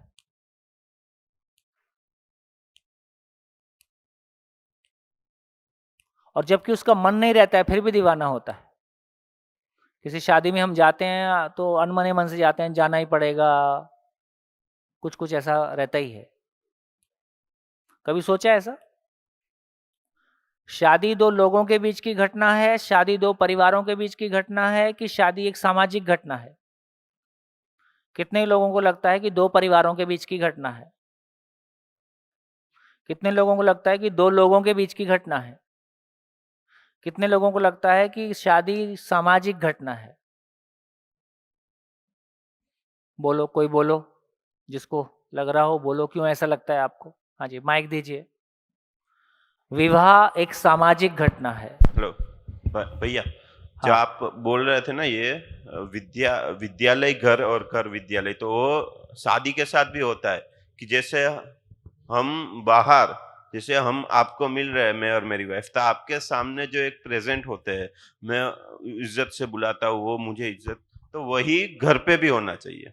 तो वो है। वही शादी में भी उसका भी इम्प्लीमेंटेशन होगा कि जैसे हम बाहर दिखते हैं, जैसे हम समाज में दिखते हैं, जैसे हम इस हॉल में वो सबके क्या सामने, वैसा ही हम कर। एक्टिंग ज्यादा देर नहीं हो सकती है ना। हाँ, नहीं वैसा ही, मतलब हाँ, वो ऐसा हो हमारा जाए। जिंदगी में हमें ढालना जिंदगी में पड़ेगा उस ऐसा हो तरीके जाए। से कि जिससे हम हमारे जिंदगी को आगे अच्छी तरह से, तो घर पे भी बढ़िया बढ़िया वैसा ही रहना चाहिए। बढ़िया बढ़िया। हाँ जी, इधर माइक दीजिए। सर, हस्बैंड और वाइफ दोनों एक दूसरे के लिए तो समाज से ही आते हैं। अगर लव मैरिज या नहीं है, अगर साथ में टाइम नहीं बीताया है, तो मेरे लिए तो ये अननोन पर्सन है जो समाज से आ रहा है, तो अल्टीमेटली समाज से ही शादी है। देखो, इतनी देर की हमारी चर्चा में ये क्लैरिटी हमको हो गई है कि क्यों जीना इंपॉर्टेंट है, कि कैसे जीना इंपॉर्टेंट है। क्यों जीना इंपॉर्टेंट है, क्यों जीना पता चल गया तो कैसे जीना है का जुगाड़ हो जाएगा। और क्यों जीना नहीं पता चला तो सारा जुगाड़ कोल्लू का बैल गोल गोल घूमेगा। लास्ट में क्या बोलेगा? सुख दुख साथ साथ है, जीवन एक संघर्ष है, संसार माया है, कुछ समझ नहीं आया है। लास्ट में इतना निकलने वाला है ना। इसका मतलब ये हुआ कि ये क्लैरिटी बनने से तो बेसिकली क्यों जीना है ये उसको किसको देख के पता चलेगा। तो एक परिवार में शादी का मतलब है बच्चे, शादी का मतलब है बच्चे। और बच्चे को आपसे क्या चीज की जरूरत है? बच्चे को आपसे केवल कपड़े की जरूरत है, खाने की जरूरत है, या क्या चीज की जरूरत है? तो बच्चे को जीना आ जाए वो उसकी प्राइम नीड है, जीना समझने के लिए शरीर एक साधन है, तो शरीर के थ्रू मैं बोलता हूं, शरीर के थ्रू आप सुनते हो, शरीर के थ्रू मैं किसी आचरण को करता हूं, आचरण करने वाला मैं हूं, सुखी दुखी होने वाला मैं हूं, शरीर के थ्रू उसको व्यक्त करता हूं, एक्सप्रेशन देता हूं। तो बेसिकली मेरे घर में एक बच्चा आता है, वो बच्चा बेसिकली एक मन है, वृत्ति है, चित्त है, जो भी हम नाम ले लें, वो एक शरीर के साथ है, शरीर मेल या फीमेल है। वो बच्चा ये समझना चाहता है कि मेरे जीने का पर्पस क्या है, ये जीना क्या होता है, मेरे भाव और विचार कैसे स्टेबल हों, कैसे मैं हर समय खुश रह सकूं और मैं खुशी बांट सकूं। एक बच्चा जिंदगी चाहता है। ये जिंदगी उसको कॉर्पोरेट सेक्टर देगा? ये जिंदगी उसको कोई पॉलिटिकल पार्टी देगी? ये जिंदगी उसको कोई दूसरे धार्मिक लोग आके सिखाएंगे? जिंदगी उसको वही दे पाएगा जिसके साथ वो रहता है। इसका कोई विकल्प नहीं है। हम बच्चे पैदा करने के लिए सरोगेट मदर ले सकते हैं, किराए की मां ले सकते हैं, लेकिन बच्चे को आचरण देने के लिए किराए का आदमी नहीं ले सकते हैं।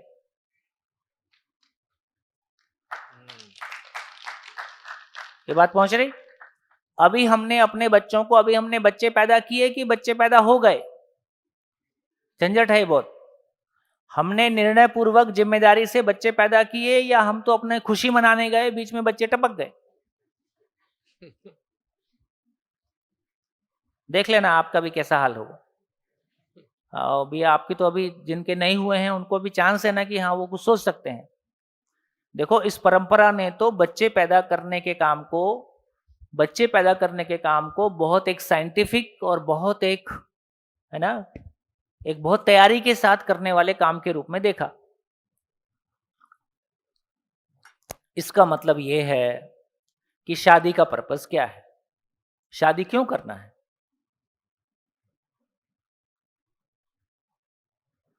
शादी क्यों करना है? तो पूरी नेचर को देखते हैं, है ना, पूरी नेचर को देखते हैं। तो हम सब साइंस पढ़े हुए लोग हैं।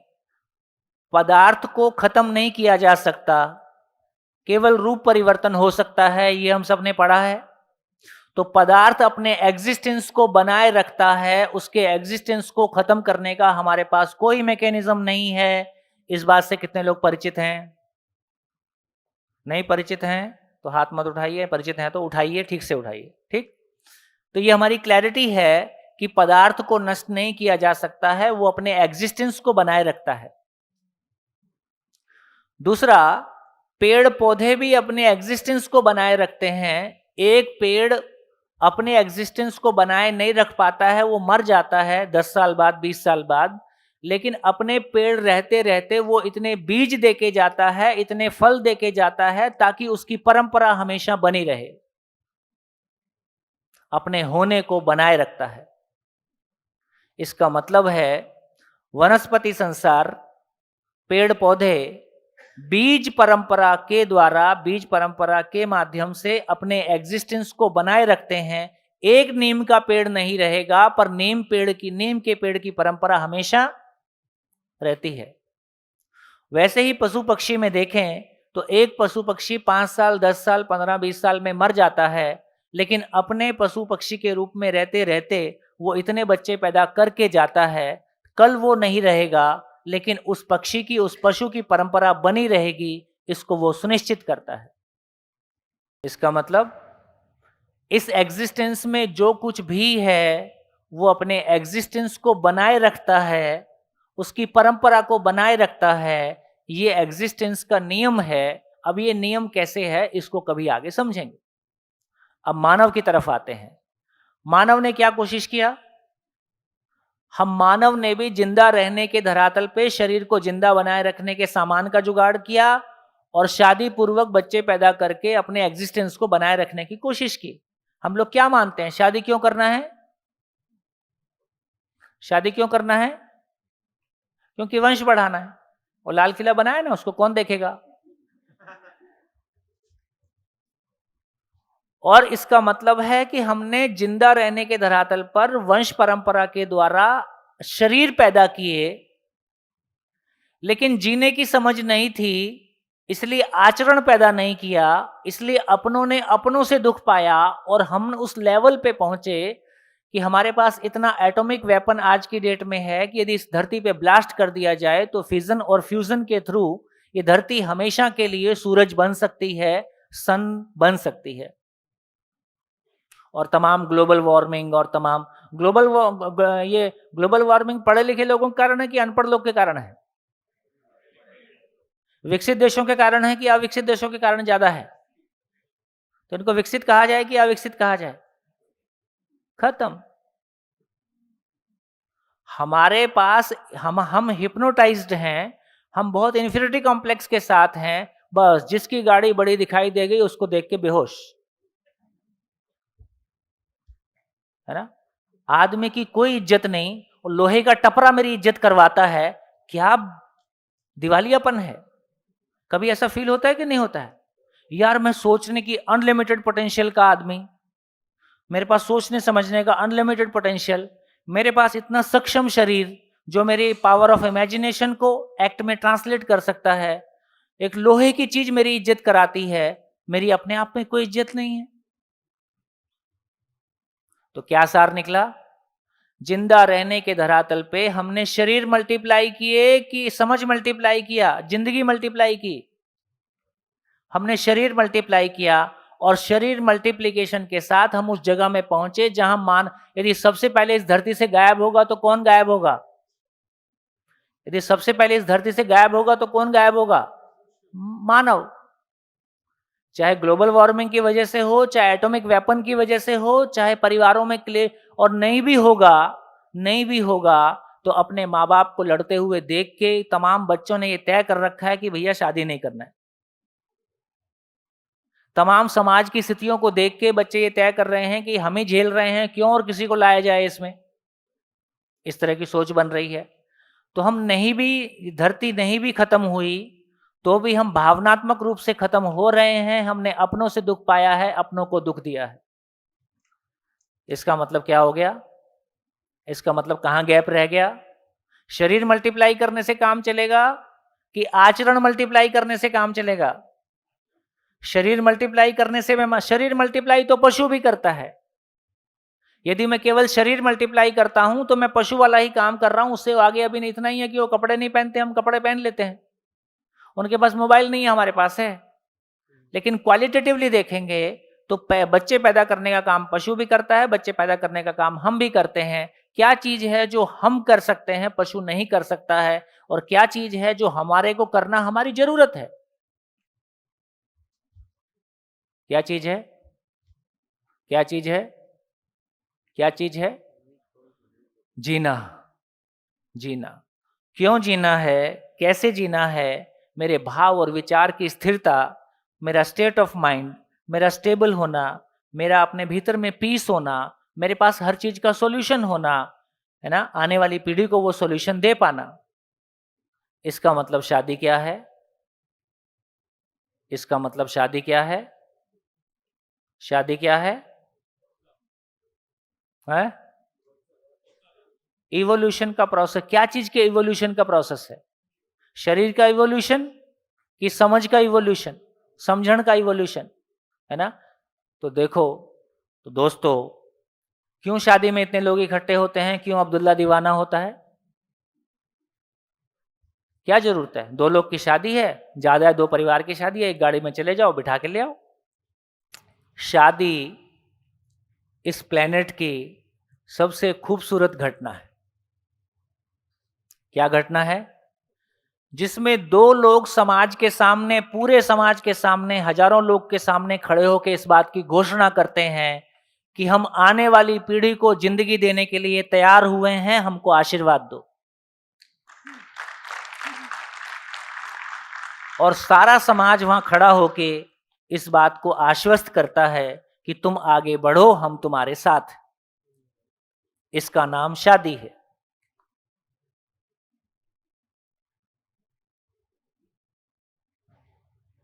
कैसा लगा? है ना? शादी वो घटना है जहां 2 लोग मिलके अपने आप को दूसरे मानव में मल्टीप्लाई करते हैं। अभी हम शरीर को मल्टीप्लाई करते हैं कि अपने मानव होने को मल्टीप्लाई? मानव मतलब जो मन से संचालित है उसका नाम मानव है। तो मन मल्टीप्लाई करेंगे कि शरीर मल्टीप्लाई करेंगे? मन मल्टीप्लाई करने का मतलब है समझ मल्टीप्लाई करना, आचरण मल्टीप्लाई करना, क्यों जीना है, कैसे जीना है की क्लैरिटी को मल्टीप्लाई करना, जिंदगी दे पाना। सॉफ्टवेयर का काम है ये प्योरली सॉफ्टवेयर है ना।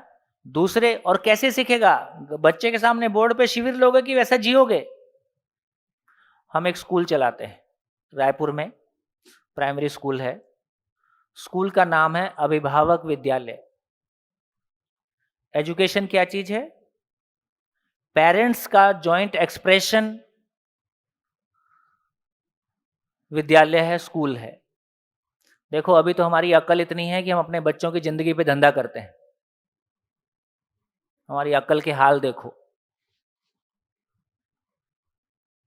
हमारे लिए, किसी के लिए स्कूल धंधा है। कम से कम मैं कहता हूं कि कम से कम प्राइमरी एजुकेशन, कम से कम प्री प्राइमरी एजुकेशन, ये धंधा नहीं हो सकता इतने छोटे बच्चों के साथ। एक बच्चे ने हर चीज पैसे से खरीद के पाई है तो उसको कैसे भरोसा हो कि समाज नाम की कोई चीज होती है?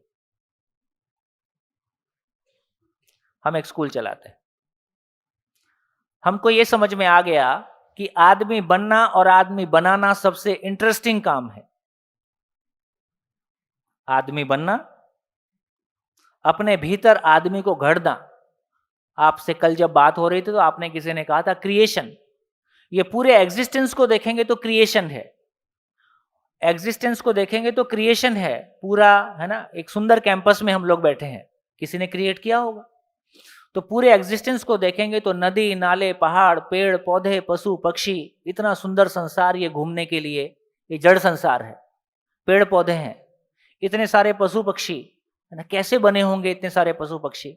इनका सबका आपस में इंटरडिपेंडेंस, कैसे सब कुछ ये तय हो गया होगा?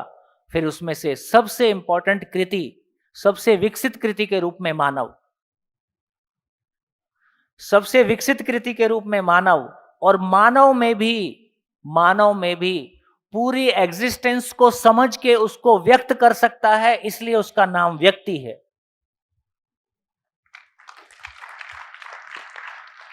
क्या ताकत है एक व्यक्ति की? व्यक्ति का मतलब है पूरे एग्जिस्टेंस को समझ सकता हूं। एक व्यक्ति पूरी कायनात को समझ सकता है, पूरी सृष्टि को समझ सकता है। उतना पोटेंशियल हर एक व्यक्ति में है, चाहे आज वो भीख मांग रहा हो। हर व्यक्ति में सोचने समझने का पोटेंशियल अनलिमिटेड है। आज वो कितनी भी खराब स्थिति में हो, कल वो बेहतर स्थिति में होगा। इसका मतलब ये हुआ कि हर मानव में पूरी सृष्टि को समझने की ताकत है। पूरी सृष्टि को समझ सकता हूं और आने वाली पीढ़ी में मल्टीप्लाई कर सकता हूं। पूरी सृष्टि को समझकर व्यक्त करने में समर्थ इकाई का नाम व्यक्ति है।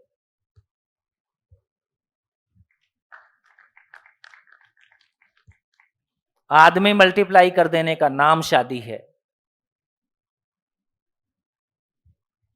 आदमी मतलब सुपर ह्यूमन बींग्स, रोता गाता नहीं। हाँ, हमारी तरह रोगा ही रहा हो कि इसका क्या कर रहे हैं, उसका क्या कर रहे हैं, है ना। आप ही अभी की स्थिति कैसी है? अभी की स्थिति ये है कि बच्चों की शादी हो जाती है और बच्चों के बच्चे पैदा हो जाते हैं और ये बड़े बच्चे छोटे बच्चों को तंग करते हैं। छोटे बच्चे ब्याज सहित उसको वापस लौटाते हैं। आप खुद अभी बच्चे हो, अपने जो शौक बच्चे बचपन में पूरे नहीं हुए, वही शौक पूरे कर लोगे। आपको सुन के खराब लग सकता है, मेरी कोई बातें आपको सुन के खराब लग सकती हैं, पर दोस्तों ये सच्चाई है। शादी हुई मतलब बच्चे हुए। बच्चा हुआ हो तो रो रहा है मेरे को जिंदगी दो। बोले चुप रहे, तू हमारा शौक पूरा करने दे, अभी हमारा मुश्किल से टाइम आया शौक पूरे करने का। वो कह रहा है जिंदगी दो, वो कहता है चुप रहे, अभी हमारे शौक पूरे नहीं हुए। कितना बड़ा कन्फ्लिक्ट है। हम एक जिंदगी घर में ले आए हैं, उस जिंदगी की जो डिमांड है वो रो रो के चिल्ला रहा है मेरे को जीना बताओ, जीना क्या होता है। एक छोटा बच्चा खाने की चीजें ज्यादा मांगता है कि क्वेश्चन ज्यादा पूछता है? ठीक से सोचो। एक छोटा बच्चा, 3 साल का बच्चा खाने की चीज ज्यादा मांगता है, वस्तु ज्यादा मांगता है कि क्वेश्चन ज्यादा पूछता है? जोर से बोलो। इसका मतलब है कि वो जिंदगी मांगता है कि वस्तु मांगता है। हम उनको लैपटॉप दे देते हैं, ले बेटा तू टैबलेट ले, इधर बैठा रहा, हमको तंग मत कर। और हमारे लिए तो पैसा इंपॉर्टेंट है, इसलिए हम तो दोनों जॉब करेंगे और बच्चा किसी आया की गोद में पलेगा। और एक वो बेंगलोर का केस सामने आया था, वो दोनों लोग जॉब पे जाते थे, बच्चे को वो किराए पे डेली किसी भीख मांगने वाले को दे देती थी।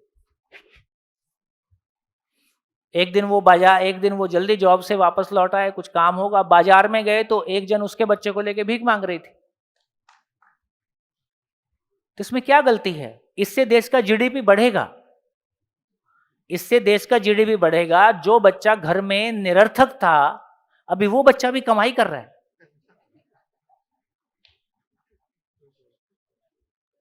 आपने उस बच्चे की कीमत नहीं समझी, उस आया ने समझी। जब पैसा इतना ही इंपॉर्टेंट है तो इसको भी घर में क्यों रखा जाए, इससे ये भी पैसा कमवा सकता है। तो हम अपने बच्चों को किराए पे दे सकते हैं और उसके बदले भी हम कुछ पैसा ले सकते हैं। मैं नहीं बोल रहा हूं कि आप जॉब ना करो, मैं ऐसा नहीं बोल रहा हूं, लेकिन समझना तो पड़ेगा कि हम चीजों को हैंडल कैसे करेंगे। फिर बोले शादी करो और बच्चे मत करो, लेकिन इसके क्या कॉम्प्लिकेशन है ये आपको आगे समझ में आता है। तो दोस्तों, जिस तरह के निर्णय अभी हम ले रहे हैं, तो आदमी को समझे बिना, शादी को समझे बिना, परिवार को समझे बिना हम जितने भी निर्णय लेंगे वो वैसे ही है जैसे आसमान से टपका और खजूर पे अटका। आज नहीं कल हम एक दूसरा गड्ढा खोदते हैं। आंख से दिखता है कि नहीं? ठीक है, हाथ उठाओ। आंख से दिखता है कि नहीं? दिखता है। ठीक है, सबने हाथ उठाया। अब ये पेन मैं किसी आदिवासी को जाके दिखाऊं, बताओ क्या है? उसको क्या दिखाई देगा? जिसने पेन कभी यूज नहीं किया है उसको क्या दिखाई देगा? उसको दिखाई देगा? दिखाई देगा कि नहीं दिखाई देगा? नहीं दिखाई देगा। उसकी आंख है कि नहीं है? है। इसका मतलब आंख से दिखता है क्या? गई भैंस? एक बार में डालने से चलेगा? फिर से डाल के बताऊं।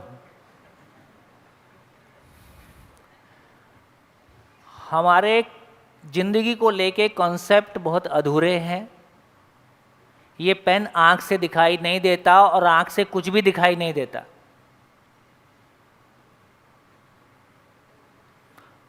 आपको याद है बचपन में जब माँ बाप दबाव डालते थे, पढ़ो पढ़ो, हम किताब लेके बैठ जाते थे और कुछ नहीं दिखता था सामने? कितने लोगों को याद है? सारे वहीं से आए हो, हम भी वहीं के हैं, है ना? तो इसका मतलब है जब आंख से जब दिखता नहीं है तो क्या बोलते हैं? आंख फाड़ के देखो कि ध्यान से देखो? नहीं, इतना बड़ा आंख फाड़ देंगे अब दिखाई देगा, ऐसे करते हैं जब दिखाई नहीं देता। तो आंख से दिखता है कि ध्यान से दिखता है? जब चल नहीं पाते हो तो क्या बोलते हैं? टांग ठीक से रखो कि ध्यान से चलो? तो टांग से चलते हैं कि ध्यान से चलते हैं? इसका मतलब दुनिया कहीं और है, हम सोच कहीं और रहे हैं। चलो आगे चलते हैं। ये क्या है? पेन। तो पेन कैसे समझ में आया? पेन कैसे समझ में आया? पेन कैसे समझ में आया? क्योंकि हमने लिखा है, पेन को यूज किया है ना? तो हमको पेन समझ में आया। यूज किया है मतलब मैं खुद पढ़ा हूं तो मेरे पढ़ने के प्रोसेस में पेन की कोई भूमिका है। मैं एक मानव हूं, मैं लिख पढ़ सकता हूं, मेरे लिखने पढ़ने के क्रम में कोई भूमिका है। मैं दूसरे को पढ़ाना चाहता हूं तो पढ़ाने के क्रम में पेन की कोई भूमिका है। तो एक बड़ा सिस्टम है जिसमें पेन एक पार्ट है। इसलिए जब मैं पेन को देखता हूं तो मैं ये पहचानता हूं कि हाँ ये पेन है। पेन का मतलब है लिखने पढ़ने या पढ़ाने के प्रोसेस में एक इकाई है, एक एकम है। तो पेन कब समझ में आया? पेन कब समझ में आया? जब मेरे को एक पूरा सिस्टम समझ में आया, होल समझ में आया। इसलिए क्या बोले? होल समझ में आता है तो पार्ट समझ में आता है। दूसरा एग्जांपल लेता हूं, नहीं समझ में आया अभी, मैं दूसरा एग्जांपल लेता हूं।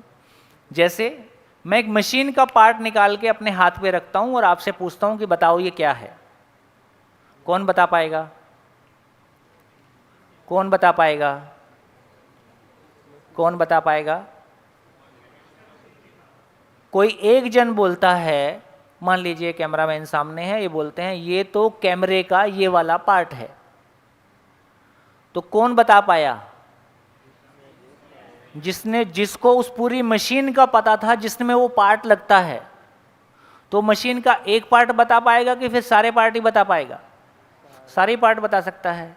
इसका मतलब ये हुआ होल समझ में आता है तो पार्ट समझ में आता है, होल के बिना पार्ट समझ में नहीं आता है। बढ़िया। इसका मतलब ये हुआ कि जब हम आदमी के बारे बात कर रहे हैं, क्यों जीना है के बारे बात कर रहे हैं,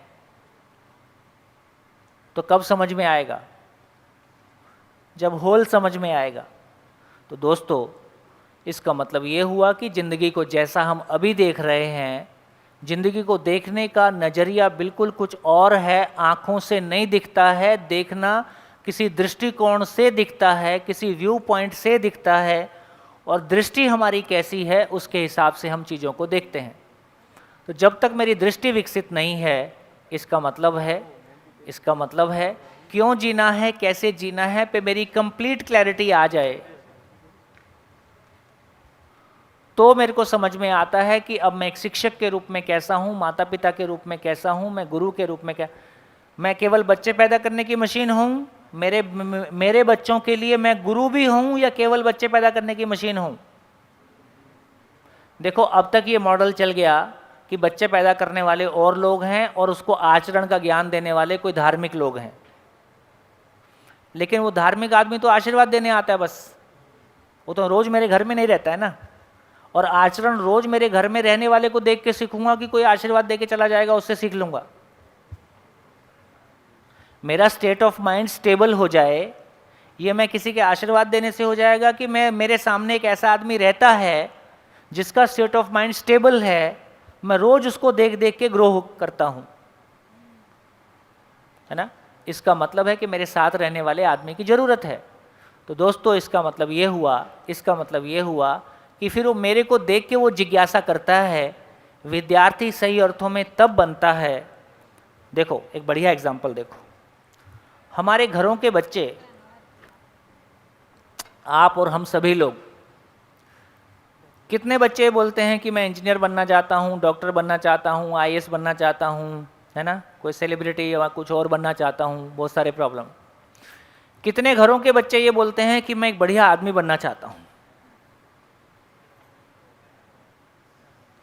ये कितने घरों के बच्चे बोलते हैं कि मैं एक बढ़िया इंसान बनना चाहता हूँ? क्यों नहीं बोलते? क्यों नहीं बोलते? क्यों नहीं बोलते हैं? सुना ही नहीं। क्योंकि मेरे घर में फादर नहीं है, वो इंजीनियर है या डॉक्टर है। फादर अभी नहीं हुआ है, बायोलॉजिकली फादर है, इमोशनली फादर होना अभी शेष है। इमोशनली, बायोलॉजिकली मदर है, मदर में थोड़ा जन्म देने की घटना की वजह से भाव थोड़ा सा आ जाता है, लेकिन सही अर्थों में तो इससे समझ में आया कि मेरे घर में जो लोग मुझको दिखाई देते हैं, मेरे मोहल्ले में जो लोग दिखाई देते हैं, उनमें से कुछ इंजीनियर हैं, कुछ डॉक्टर हैं, कुछ टीचर हैं, कुछ एग्रीकल्चरिस्ट हैं, कुछ हॉर्टिकल्चरिस्ट हैं, कुछ वेटनेरियन हैं। लेकिन मानव होना कोई चीज़ होती है ऐसा हमको पता भी नहीं है। वो सैंपल ही हमारे बीच में नहीं है, वो क्लैरिटी हमारे बीच में नहीं है, इसलिए मुझको ऐसा कुछ करना है ऐसा मुझको पता भी नहीं है। कैसे? किसी भी शिविर की ओपनिंग हम यहीं से करते हैं कि जिंदा रहना है कि जीना है, जिंदा रहना और जीना है।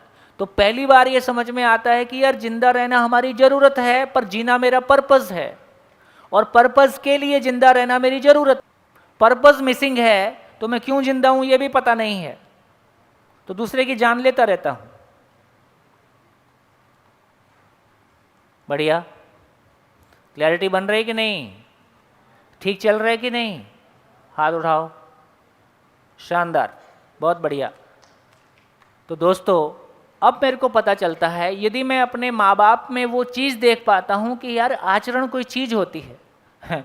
एक छोटे शिविर चल रहा था, अब तो टाइम नहीं मिलता, कभी मैं बच्चों के शिविर भी शार में एक आध किया करता था। तो एक छोटी बच्ची क्लास 6 की रही होगी, अचानक कोई चीज़ पे चलते चल रही थी, चलते चलते बोलती है अंकल अंकल मेरे को ना गुस्सा बहुत आता है। अब मैं भी उसके बोलते ही मेरे मुंह से निकल गया तुमको गुस्सा क्यों आता है। तुरंत उसका आंसर था, और वो क्या गजब का आंसर उसने दिया और क्या आंखें खोलने वाला आंसर दिया। उसने कहा जब मैं गुस्सा करती हूं तो मेरे को लगता है मैं बड़ी हो गई हूं।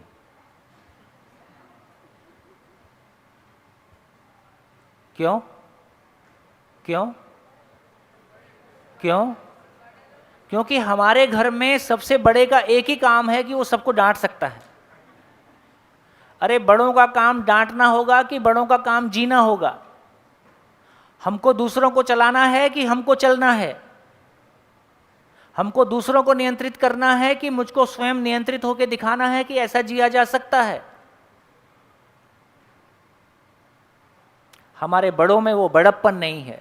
इसलिए उम्र बढ़ने के साथ साथ ध्यान से सुनना, उम्र बढ़ने के साथ साथ टीचर्स और पेरेंट्स का सम्मान घटता हुआ दिखाई देता है कि बढ़ता हुआ दिखाई देता है?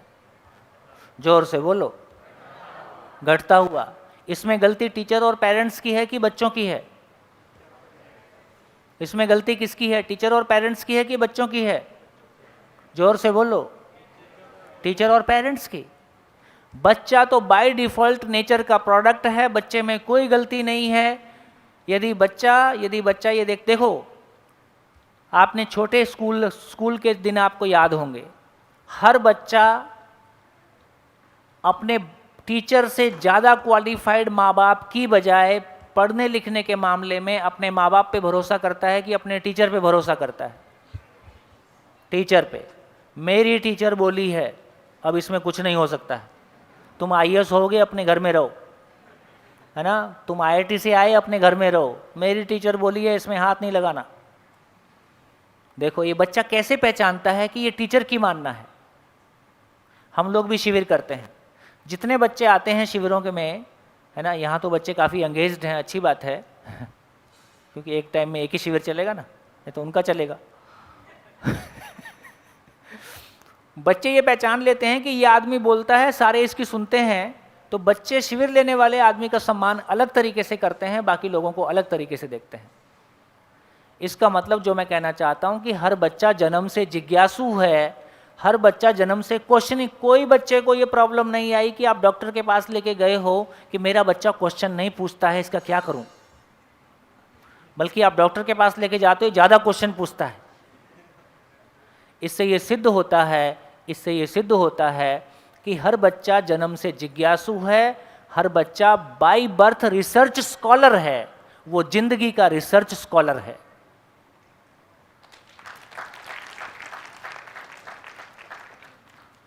अब वो जिंदगी की तलाश में है, तुम कपड़े वपड़े पहन के उसको बता रहे, है ना? तो धीरे धीरे वो समझ जाता है यार इज्जत करने लायक लोग नहीं है। अब आपका हाल आप देख लेना, आपका क्या होगा।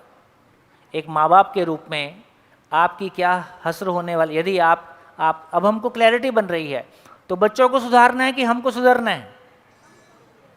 तो समझ में आया कि हमको सुधरना है, बच्चों को सुधारने की जरूरत नहीं है, बच्चों के साथ मारपीट करने की जरूरत नहीं है। जब भी बच्चा गलती करे तो क्या करना है?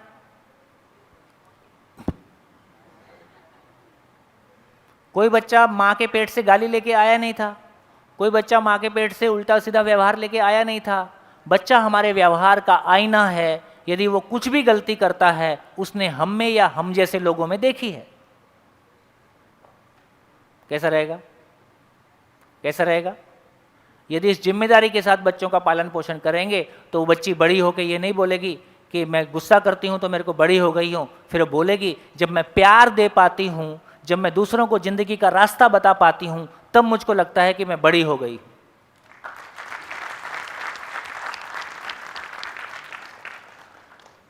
बोलो, कुछ आशा की किरण है कि नहीं है? हैं? लग रहा है हम एक बेहतर एक मैंने सुबह में कह रहा था, वो बात कहीं पता नहीं खो गई। इस देश में 10 लाख फॉलोअर हो जाएं, 20 लाख फॉलोअर हो जाएं, ये बहुत आराम का काम है। एक छत के नीचे हम प्यार से जी पाएं, ये दुनिया का सबसे बड़ा काम है। और वो भी पति पत्नी, कोई पति पत्नी हारमोनियसली जी पाएं, उतने ही प्यार से जी पाएं जितना शादी के पहले जीते हैं। उसमें भी कभी कभी नोक झोंक हो जाती होगी, है ना। तो सही अर्थों में आप देखो, जब एक बच्चा अपने माँ बाप को लड़ते हुए देखता होगा तो उसके अंदर क्या फीलिंग आती होगी, वो कैसा फील करता होगा। लड़ आप रहे हो, सजा वो पाता है।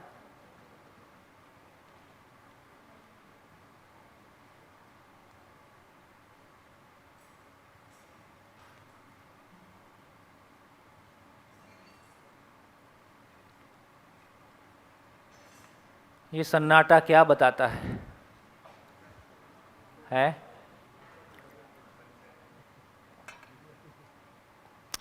आप बहुत सौभाग्यशाली लोग हैं कि आपको उम्र के सही मोड़ पे एक सही एड्रेस मिल रहा है कि ज़िंदगी को एड्रेस पाया जा सकता है, ज़िंदगी को समझा जा सकता है, और जैसे हमने साइंस पढ़ी है ऐसे ज़िंदगी भी पढ़ सकते हैं और उसको भी प्रयोग कर सकते हैं। तो दोस्तों, विद्यालय को घर बनने का मतलब है, अभी हमारे पास जैसे जैसे पैसे आए तो हमने विद्यालय को, हमने अपने घर को घर बनाया कि हमने 5 स्टार होटल बनाया। हमारे घर 5 स्टार होटल हो गए हैं। वो घर हमारे लिए हैं कि पड़ोसी को चमकाने के लिए हैं? चमका हुआ चमकाता है, होटल में गया वहाँ जाके चमक गया। तो एक किचन बनानी है तो टाइल, इटालियन टाइल, ये वो सोने का पोट, वो कमोड बोले गोल्ड का है तो गोल्ड लगा ले के हीरा लगा ले, उतरने वाली नहीं है।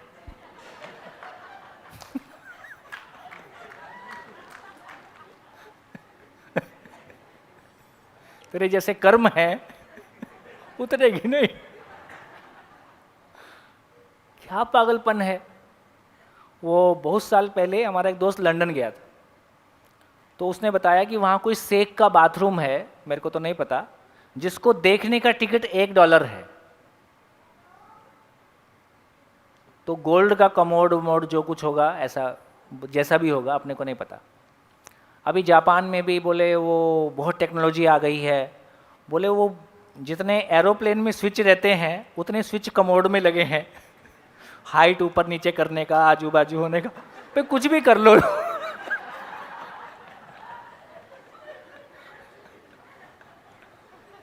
कि जब मैं जिंदगी को कॉपी करता हूँ तो कोई जगह की परिस्थितियाँ अलग होंगी, उनकी परिस्थितियों में कुछ, तो हमको ये फाइनली ये तय करना होगा कि जब तक हमको मानव के बारे कोई क्लैरिटी बन जाए तो फिर उसकी जीवन शैली कैसी होगी, फिर उसका, है ना। तो कॉपी करने से काम नहीं चलेगा, समझ के जीने से काम चलेगा। समझ के जीने की बात करेंगे। देखो, हमने एक छोटा सा प्रयोग किया और उसके बहुत अच्छे रिजल्ट आए। अभी हम अपना ड्राइंग रूम कैसा बनाते हैं? ड्राइंग रूम का मतलब वो एक शोरूम है ना, जहाँ केवल हमको आदमी को सामने वाला आके ना एक बार को तो धक्क से हो जाए, है ना, और थोड़ी देर में उसको होश आए तब वो बात करने के लायक बने। तो हमने बोला कि भाई जैसे आप मेरे यहाँ ड्राइंग रूम में आएंगे, हमारे घर में सिंपल जैसा है और वो 8 फुट बाई 5 फुट का बोर्ड लगा है ड्राइंग रूम में, ठीक। हालांकि मेरे घर में तो बच्चे छोटे नहीं हैं, मेरे बेटे की शादी अभी हो गई तो अभी बच्चे छोटे नहीं हैं, लेकिन हमने ये किया कि यदि हमको परिवार में रहना है, अब परिवार में हम 10 लोग 5 लोग रह रहे हैं, कोई टॉपिक और सब मिलके अध्ययन कर रहे हैं, समझने का काम कर रहे हैं, और कोई अब बैठ के क्या बात करें, तो परिवार में कोई एक जन की क्लैरिटी बनेगी तो वो बोर्ड पे अपना प्रेजेंटेशन करेगा और बाकी लोग सुनेंगे, उसमें कोई कमी होगी तो बाकी लोग बताएंगे, तो ये परिवार में बैठ के चर्चा करेंगे। तो जिस घर में बड़े लोग हैं, जिस घर में बच्चे हैं, तो बच्चे को आप याद करो कि कितने प्रतिशत बच्चे जब छोटे होते हैं तो वो क्या बनना चाहते हैं? टीचर। क्योंकि बोर्ड पे लिखना और सामने वाले को बताना, आदमी बेसिकली पशु और आदमी में फ़र्क इतना ही है कि मानव में समझने की क्षमता है। मानव की समझने की क्षमता का प्रमाण है कि वो समझा सके। तो जब भी वो किसी बात को दूसरे को एक्सप्लेन कर पाता है, वो अपने भीतर एम्पावर्ड फील करता है कि मैं समझा, इस बात का उसको प्रमाण मिलता है, इस बात की उसको खुशी मिलती है ना। तो घर में बोर्ड लगा दो और देखो बच्चों में क्या चेंज आता है। अभी तो हम बच्चों को डांट के पेंसिल पे लिखना नहीं, है ना, तो बच्चे तो सब जगह पेन चलाना चाहता है ना, तो 3 फुट का नीचे का जब बच्चे छोटे रहते हैं तो लगभग उसकी हाइट 3 फुट की, तो 3 फुट की हाइट में कई सारे बोर्ड लगा दो, वाइट बोर्ड, और पेन रख के छोड़ दो। उसकी इमेजिनेशन को फ्रीली इवॉल्व होने दो और देखो वो क्या क्या करता है। ऐसा केवल मात्र इतना प्रयोग करने से भी फैमिलीज में, बच्चों में बहुत सारा चेंज आता है। हम तो लगातार, हमने तो घर शोरूम बना दिया है, बच्चे के लिए जगह उसमें है ही नहीं, है ना। बच्चा उसमें कहीं भी कुछ करता, नहीं नहीं ये नहीं करना, ये नहीं करना, ये टूट जाएगा, ये ऐसा नहीं, दीवार खराब हो जाएगी। यार तुमने घर अपने लिए बनाया था कि पड़ोसी को चमकाने के लिए बनाया था?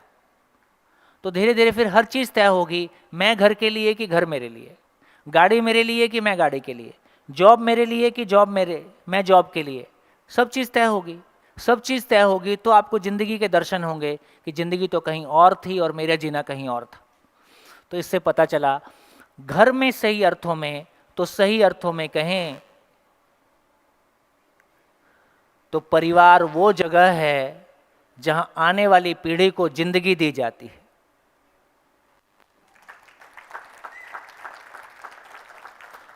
जिंदगी देना दुनिया का सबसे बड़ा काम।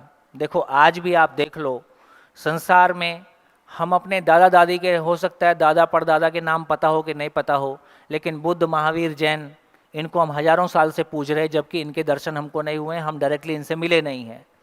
आज भी दुनिया के सबसे इंपॉर्टेंट लोग कौन है? जिन्होंने समाज को कोई दिशा दिखाई है ना। तो एक बच्चे के लिए, बच्चा मेरा, उसके पर्स में फोटो शाहरुख खान की, यार मैं कहां गया? मैं रात दिन तुम्हारे लिए पीला पड़ा हूं और तुम किसी और को पूज रहे हो। तो इसका मतलब कहीं ना कहीं हमको सोचना पड़ेगा, कहीं ना कहीं हमको सोचना पड़ेगा कि हम अपने बच्चों के लिए रोल मॉडल बन पाए कि नहीं बन पाए। इसका यह मतलब नहीं है कि दूसरे लोग नहीं बन सकते, मैं ये नहीं कह रहा कि और ना बने, लेकिन मेरे बच्चे के मन में मैं कहाँ हूं, क्या स्थिति है? झांक के देखो अपने अपने मन में, हमारे मन में क्या रखा हुआ है और क्या चाहते हो, और आपके बच्चों के मन में क्या रहे। छोटी सी बात करके अभी की बात को पूरा करते हैं। मैं कह रहा था कि हम एक स्कूल चलाते हैं, उसमें 70 बच्चे हैं, 25 टीचर हैं, और कोई भी टीचर उसमें सैलरीड नहीं है, क्योंकि हम अपनी खुशी, जैसे मैं आपको खुशी से पढ़ा रहा हूं, मैं आपसे पैसा नहीं ले रहा हूं ना। मेरे आने जाने का और मेरे बोलने का आपके ऊपर कोई लोड नहीं है, क्योंकि मेरा शेयर करना मेरी खुद की ग्रोथ के लिए, मेरी खुद की खुशी के लिए, मेरी खुद की उपयोगिता के लिए, मेरी ज़रूरत है, मेरी खुशी से इस काम को करता हूँ। ऐसे ही जब आदमी को समझ में आता है कि ज़िंदगी कितनी बढ़िया और खूबसूरत चीज़ है, ज़िंदगी पाना और ज़िंदगी देना, इससे खुश होने, इससे ज़्यादा खुशी का कोई काम दुनिया में होता नहीं है। तो जब भी किसी को ये समझ में आता है तो इस काम में लग जाता है।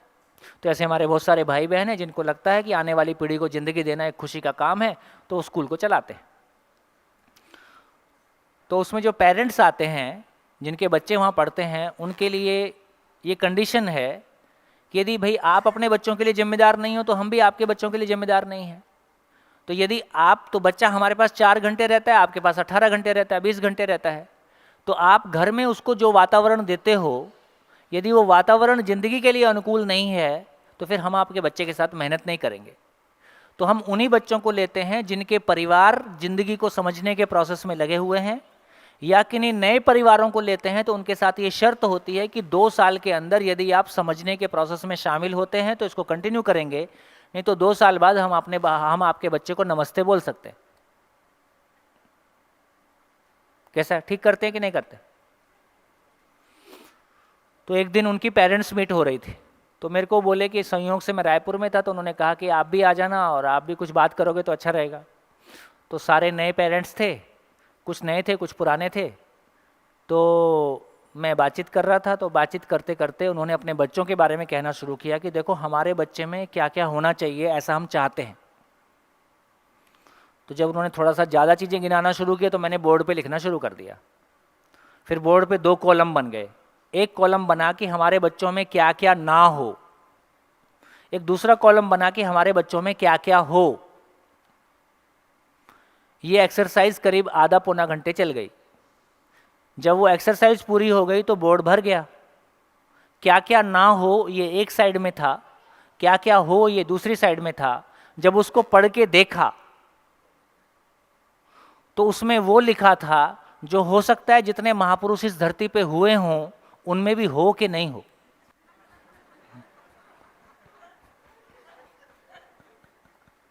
सारे माँ बाप ने ऐसा लिखवा दिया। तो अभी क्वेश्चन खड़ा हुआ कि कैसे होगा। मेरे से ही बोले अब कैसे होगा ये। मैं ये बहुत आसान है, जो आपने बोर्ड में लिखवाया है ऐसा वातावरण अपने घर में बना लो, हो जाएगा।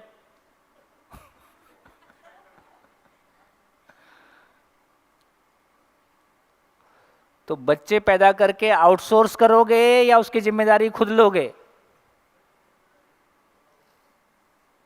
क्या लगता है?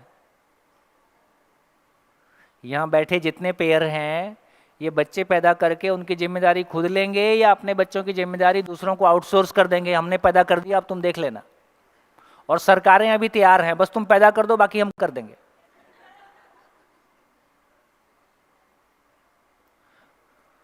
क्या क्लैरिटी बनी? इस पूरी चर्चा से आप तक क्या पहुंचा?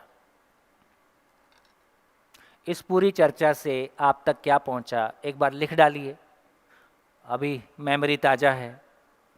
2 मिनट में लिख डालिए इस चर्चा से आप तक क्या पहुंचा। चेक। मेरे को एक्चुअली सीरीज ऑफ क्वेश्चन है। तो पहला क्वेश्चन ये है कि आपने चलना सीखा तो आपने किसको देख के चलना सीखा? आपके माता पिता को, राइट? सो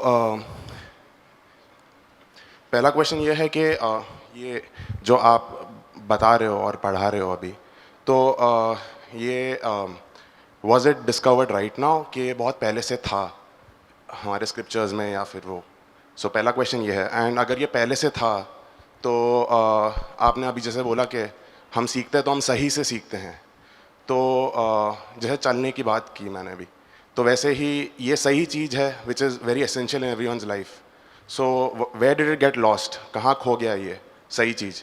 और अगर ये अभी डिस्कवर हुआ है तो लेट्स अज्यूम कि बहुत पहले जब फायर वॉज डिस्कवर्ड तब इंसान खुश हुआ, फिर फायर के बाद क्या, पहिया डिस्कवर हुआ, इंसान खुश हुआ।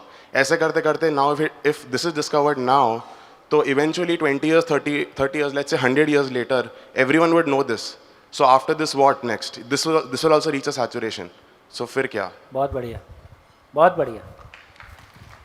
देखिए, जब ये सोचने की मशीन काम करती है तो कितना सिस्टमेटिक हम सोच सकते हैं। बहुत बढ़िया, बहुत अच्छे क्वेश्चन आपने बोले। अभी आंसर तो नहीं करूँगा लेकिन अच्छी बात है, करेंगे इनकी बात। और कुछ? हाँ जी। अभी हेलो, अभी आज सुबह से जो हम बात कर रहे हैं कि जीना, स्वयं के प्रति विश्वास, और आपने एक स्ट्रक्चर बनाया, वो स्ट्रक्चर में लिखा था एजुकेशन। एजुकेशन के नीचे था कि शिक्षक, माता पिता और गुरु। एक्चुअली मैं एजुकेशन फील्ड से हूँ, मैं कई बच्चों को पढ़ाता हूँ। तो जैसे हमारे टिपिकल एजुकेशन सिस्टम है, मैं उसके बिल्कुल अपोजिट हूँ। कि एक एग्जांपल देता हूँ कि माता पिता जब बच्चा पैदा होता है तब 16-17 साल या 18 साल तक माता पिता उनको ऐसा आश्वासन देते हैं कि बेटा 10वीं पास कर लो ये हो जाएगा, 12वीं पास कर लो ये हो जाएगा, इंजीनियरिंग कर लो ये हो जाएगा, शादी कर लो ये हो जाएगा। यहाँ तक पहुँच जाती है बार। और एक टाइम ऐसा आता है जब बच्चा निकल के बोलता है कि आपने बोला था इसलिए मैंने किया, अब ये मैं भुगत रहा हूँ। तो शायद मेरे साथ भी कहीं सीरीज़ में ऐसा हुआ था। तो मैंने एक चीज़ अपने दिमाग में ठानी थी कि मैं ऐसा नहीं करूँगा।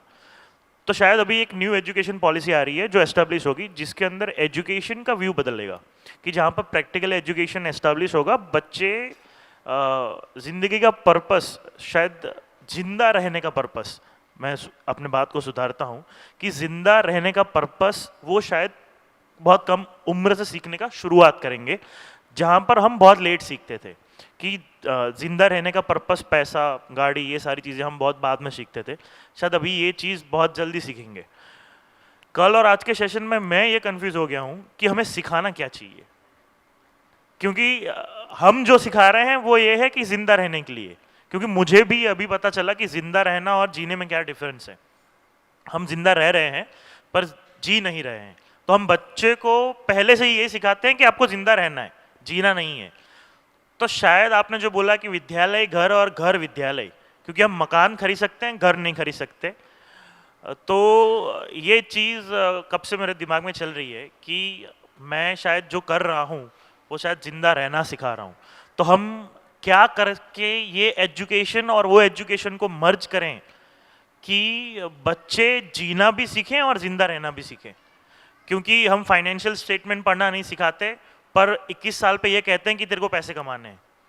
हम उनको ये नहीं सिखाते कि कम्युनिकेशन कैसे करते हैं, अपनी बात दूसरों तक कैसे पहुंचाते हैं, पर हम 24 साल पे ये एक्सपेक्ट करते हैं कि आपको सबके सामने खड़ा होकर अपना विचार दर्शाना है। तो ये सारी चीज़ें लैगिंग थी। हम उसको ये न्यू एजुकेशन पॉलिसी या कई तरीके से मतलब सिखाएंगे, बट शायद ये जो लैगिंग है वो एक बड़ा प्रश्न है कि हम उसको उधर से कैसे मर्ज करेंगे। बहुत बढ़िया। हाँ जी, और कोई शेयरिंग? माइक। सो मुझे भी वही सेम क्वेश्चन था, क्योंकि मैं भी उसी टाइप के प्रोफेशन में हूँ। Actually I am a career counsellor, और पिछले 7 साल से मैं इसके ऊपर रिसर्च कर रहा हूँ, career courses, colleges, and by qualification I am an IT engineer. In 2013 I completed my engineering. Since then I'm working in this field. So this is my passion. और जब मैंने ये स्टार्ट किया तब मैंने रियलाइज़ किया कि एक्चुअली ज़्यादातर मैंने ये काम स्टार्ट किया, उसका वजह क्या है कि मैंने देखा ज़्यादातर बच्चे ऐसे हैं जो इंजीनियर बनने के बाद, डॉक्टर बनने के बाद या कुछ भी कमाने के बाद they are not happy, because they are not self satisfied. उनको जो चाहिए था वो उनको मिला नहीं, लेकिन कई बार लोगों को वो भी पता नहीं होता कि उनको क्या चाहिए होता है। सो मैंने जो देखा that I can not tell everyone कि आप अपना सारा पढ़ाई छोड़ दो और you don't be a bachelor और so I found a middle वे कि आपको जिस फील्ड में इंटरेस्ट है उस फील्ड में आगे बढ़ो। उसमें बैचलर डिग्री हो रहा है, किसी को डिज़ाइनिंग में इंटरेस्ट है, लेकिन आज सोसाइटी में डिज़ाइनिंग है, फैशन है, म्यूज़िक है, उसको इतना एक्सेप्टेंस नहीं है। क्यों नहीं है? क्योंकि कई बार उसमें ज़्यादा स्ट्रगल होता है या उतना उसमें इनकम नहीं होता है। Especially why people are focusing on becoming an engineer or doctor, because it's very easy to earn in that and you get white collar job and you are respected in the society. Okay, so what I tell to the people, जो मैं वही जानना चाहता हूँ कि ये जो जीने का मतलब है मैं वो सिखा रहा हूँ या मैं उनको जिंदा रहने के लिए सिखा रहा हूँ। So मेरा पहला प्रायोरिटी क्या है? बच्चों को अपना पैशन फॉलो करो।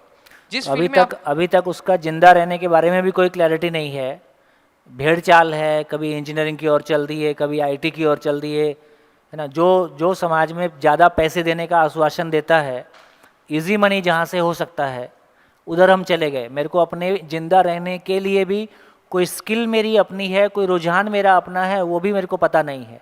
आपने इतना ही पुश किया कि जिंदा रहने के वाले एरिया में खुश रह ले कम से कम, जीना अभी अलग है। हाँ, यानी अभी आपको जिस फील्ड में इंटरेस्ट है, जैसे एक म्यूजिशियन है यहाँ पे, उनको अगर म्यूजिक फील्ड में इंटरेस्ट है तो 8 घंटे 10 घंटे 12 घंटे उसी फील्ड में काम करें। म्यूजिक अच्छा बजा के बीवी से झगड़ा उतना ही हो सकता है। हाँ तो म्यूजिक बजाने का ये पर्पस नहीं चला कि मेरे जीने का पर्पस क्या है। ओके, तो अच्छा लगता है, कुछ समय के बाद वो अच्छा लगना भी बदल जाता है, बदल सकता है। आज जिसको म्यूजिक बहुत अच्छा लगता है कल बदल सकता है।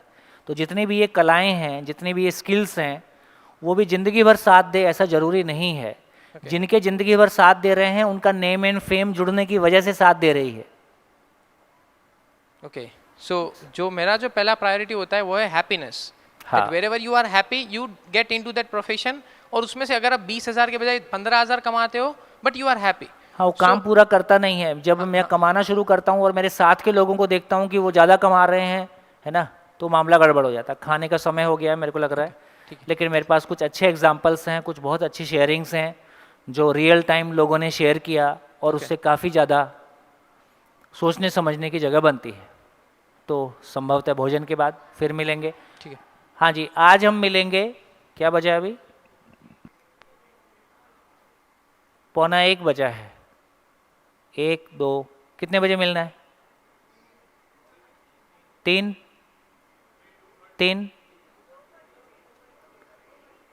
कितने बजे? कितने लोग चाहते हैं 2 बजे? कितने लोग चाहते हैं 3 बजे? अच्छा, कितने लोग 2:30? 2:30 पे मैक्सिमम है। चलो 2:30 शार्प 2:30 फिर मिलते हैं। Thank you. सभा के लिए एक बार जोरदार ताली। बहुत शानदार।